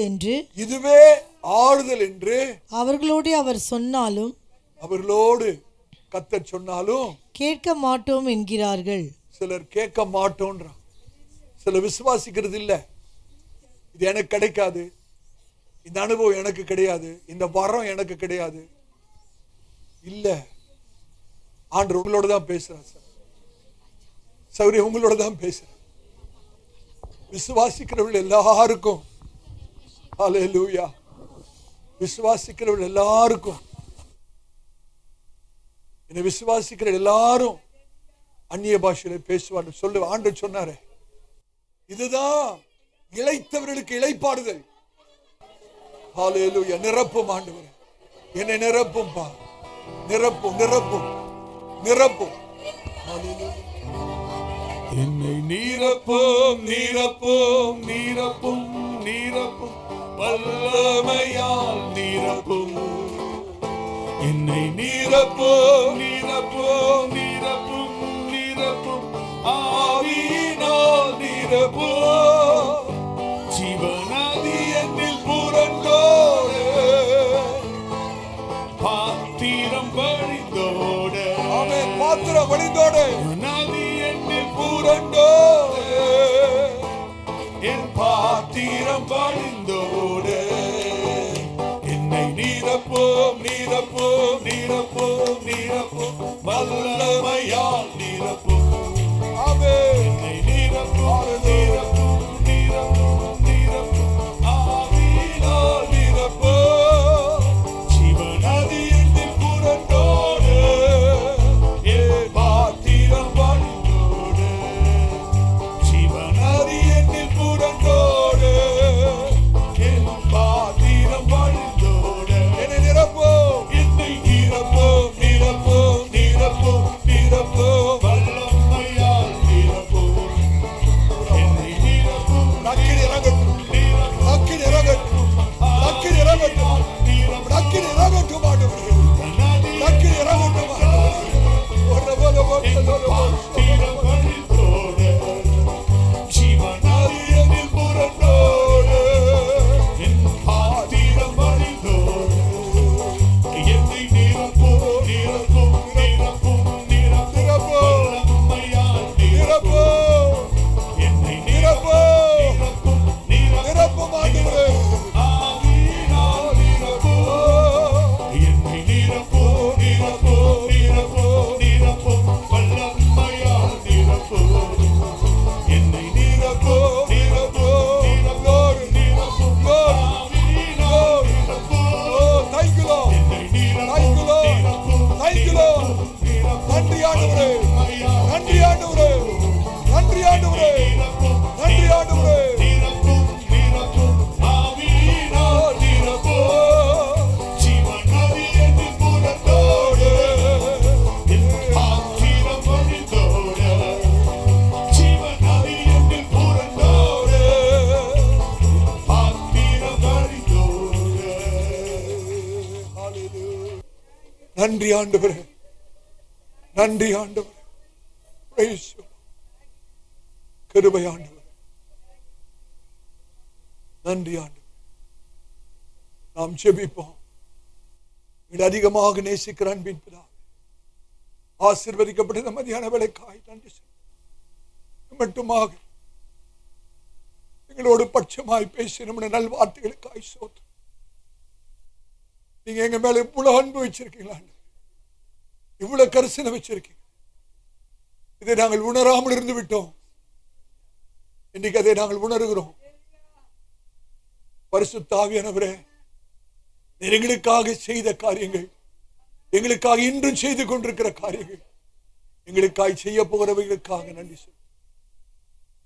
ஊழியக்காரன் அடியான் செபிக்கிறான். இந்த சபையில் இருக்கிற ஒவ்வொரு விசுவாசியும், பெரியோர் முதல் சிறு பிள்ளை வரைக்குமாக உடைய அபிஷேகத்தின் வல்லமையினாலே நிரப்பி ஒரு புதிய ஆவிக்குரிய அனுபவத்துக்குள்ளே நடத்தி உடைய நாமத்தை மகிமைப்படுத்த கர்த்தாவே, அருமையான சபையாரை நீர் எடுத்து பயன்படுத்த வேண்டும் என்று நான் ஜெபிக்கிறேன். உடைய விசேஷித்த தயவுள்ள கரம் இவர்கள் மேல் தங்கி இருப்பதாக சபையாரை கர்த்தர் ஆசீர்வதித்து கண்டு பலத்த சாட்சியை விளங்க பண்ணி உடைய நாமத்தை மகிமைப்படுத்திக் கொள்ளுங்க. இப்பொழுது உடைய பிரசனத்தோடு இடத்தை விட்டு கடந்து போக கிருபை செய்யும். எல்லா கன துதி மகிமை ஆமுக்கே செலுத்தும். இயேசு கிறிஸ்துவின் நாமத்தில் ஜெபம் கேளும் எங்கள் நல்ல பிதாவே. நம்முடைய கர்த்தராகிய இயேசு கிறிஸ்துவின் கிருபையும் பிதாவுக்கு இதை விட அன்பு பரிசுத்த ஆவியினுடைய அந்யோன்யம் ஐக்கியம் நம் அனைவரோடு கூட இன்றும் என்றும் சீக்கிரமாய் வரப்போகிற ஆண்டவராகிய இயேசு கிறிஸ்துவின் வருகை பரிந்தும் இருப்பதாக. ஆமென். கர்த்தர் உங்களை ஆசீர்வதிப்பாராக. கர்த்தர் உங்களோடு. இன்று பிரசங்கிக்கப்பட்ட கர்த்தருடைய வார்த்தையினால் நீங்கள் ஆசீர்வதிக்கப்பட்டிருப்பீர்கள் என்று நம்புகிறோம். நமது திருச்சபை ஆராதனை நேரங்கள் ஞாயிற்றுக்கிழமை தோறும் ஆங்கில ஆராதனை காலை 7 மணிக்கு நடைபெறும். தமிழ் ஆராதனை காலை 10:30 மணிக்கு நடைபெறும். இருமொழியில் வேத பாடும் மாலை 6:30 மணிக்கு நடைபெறும்.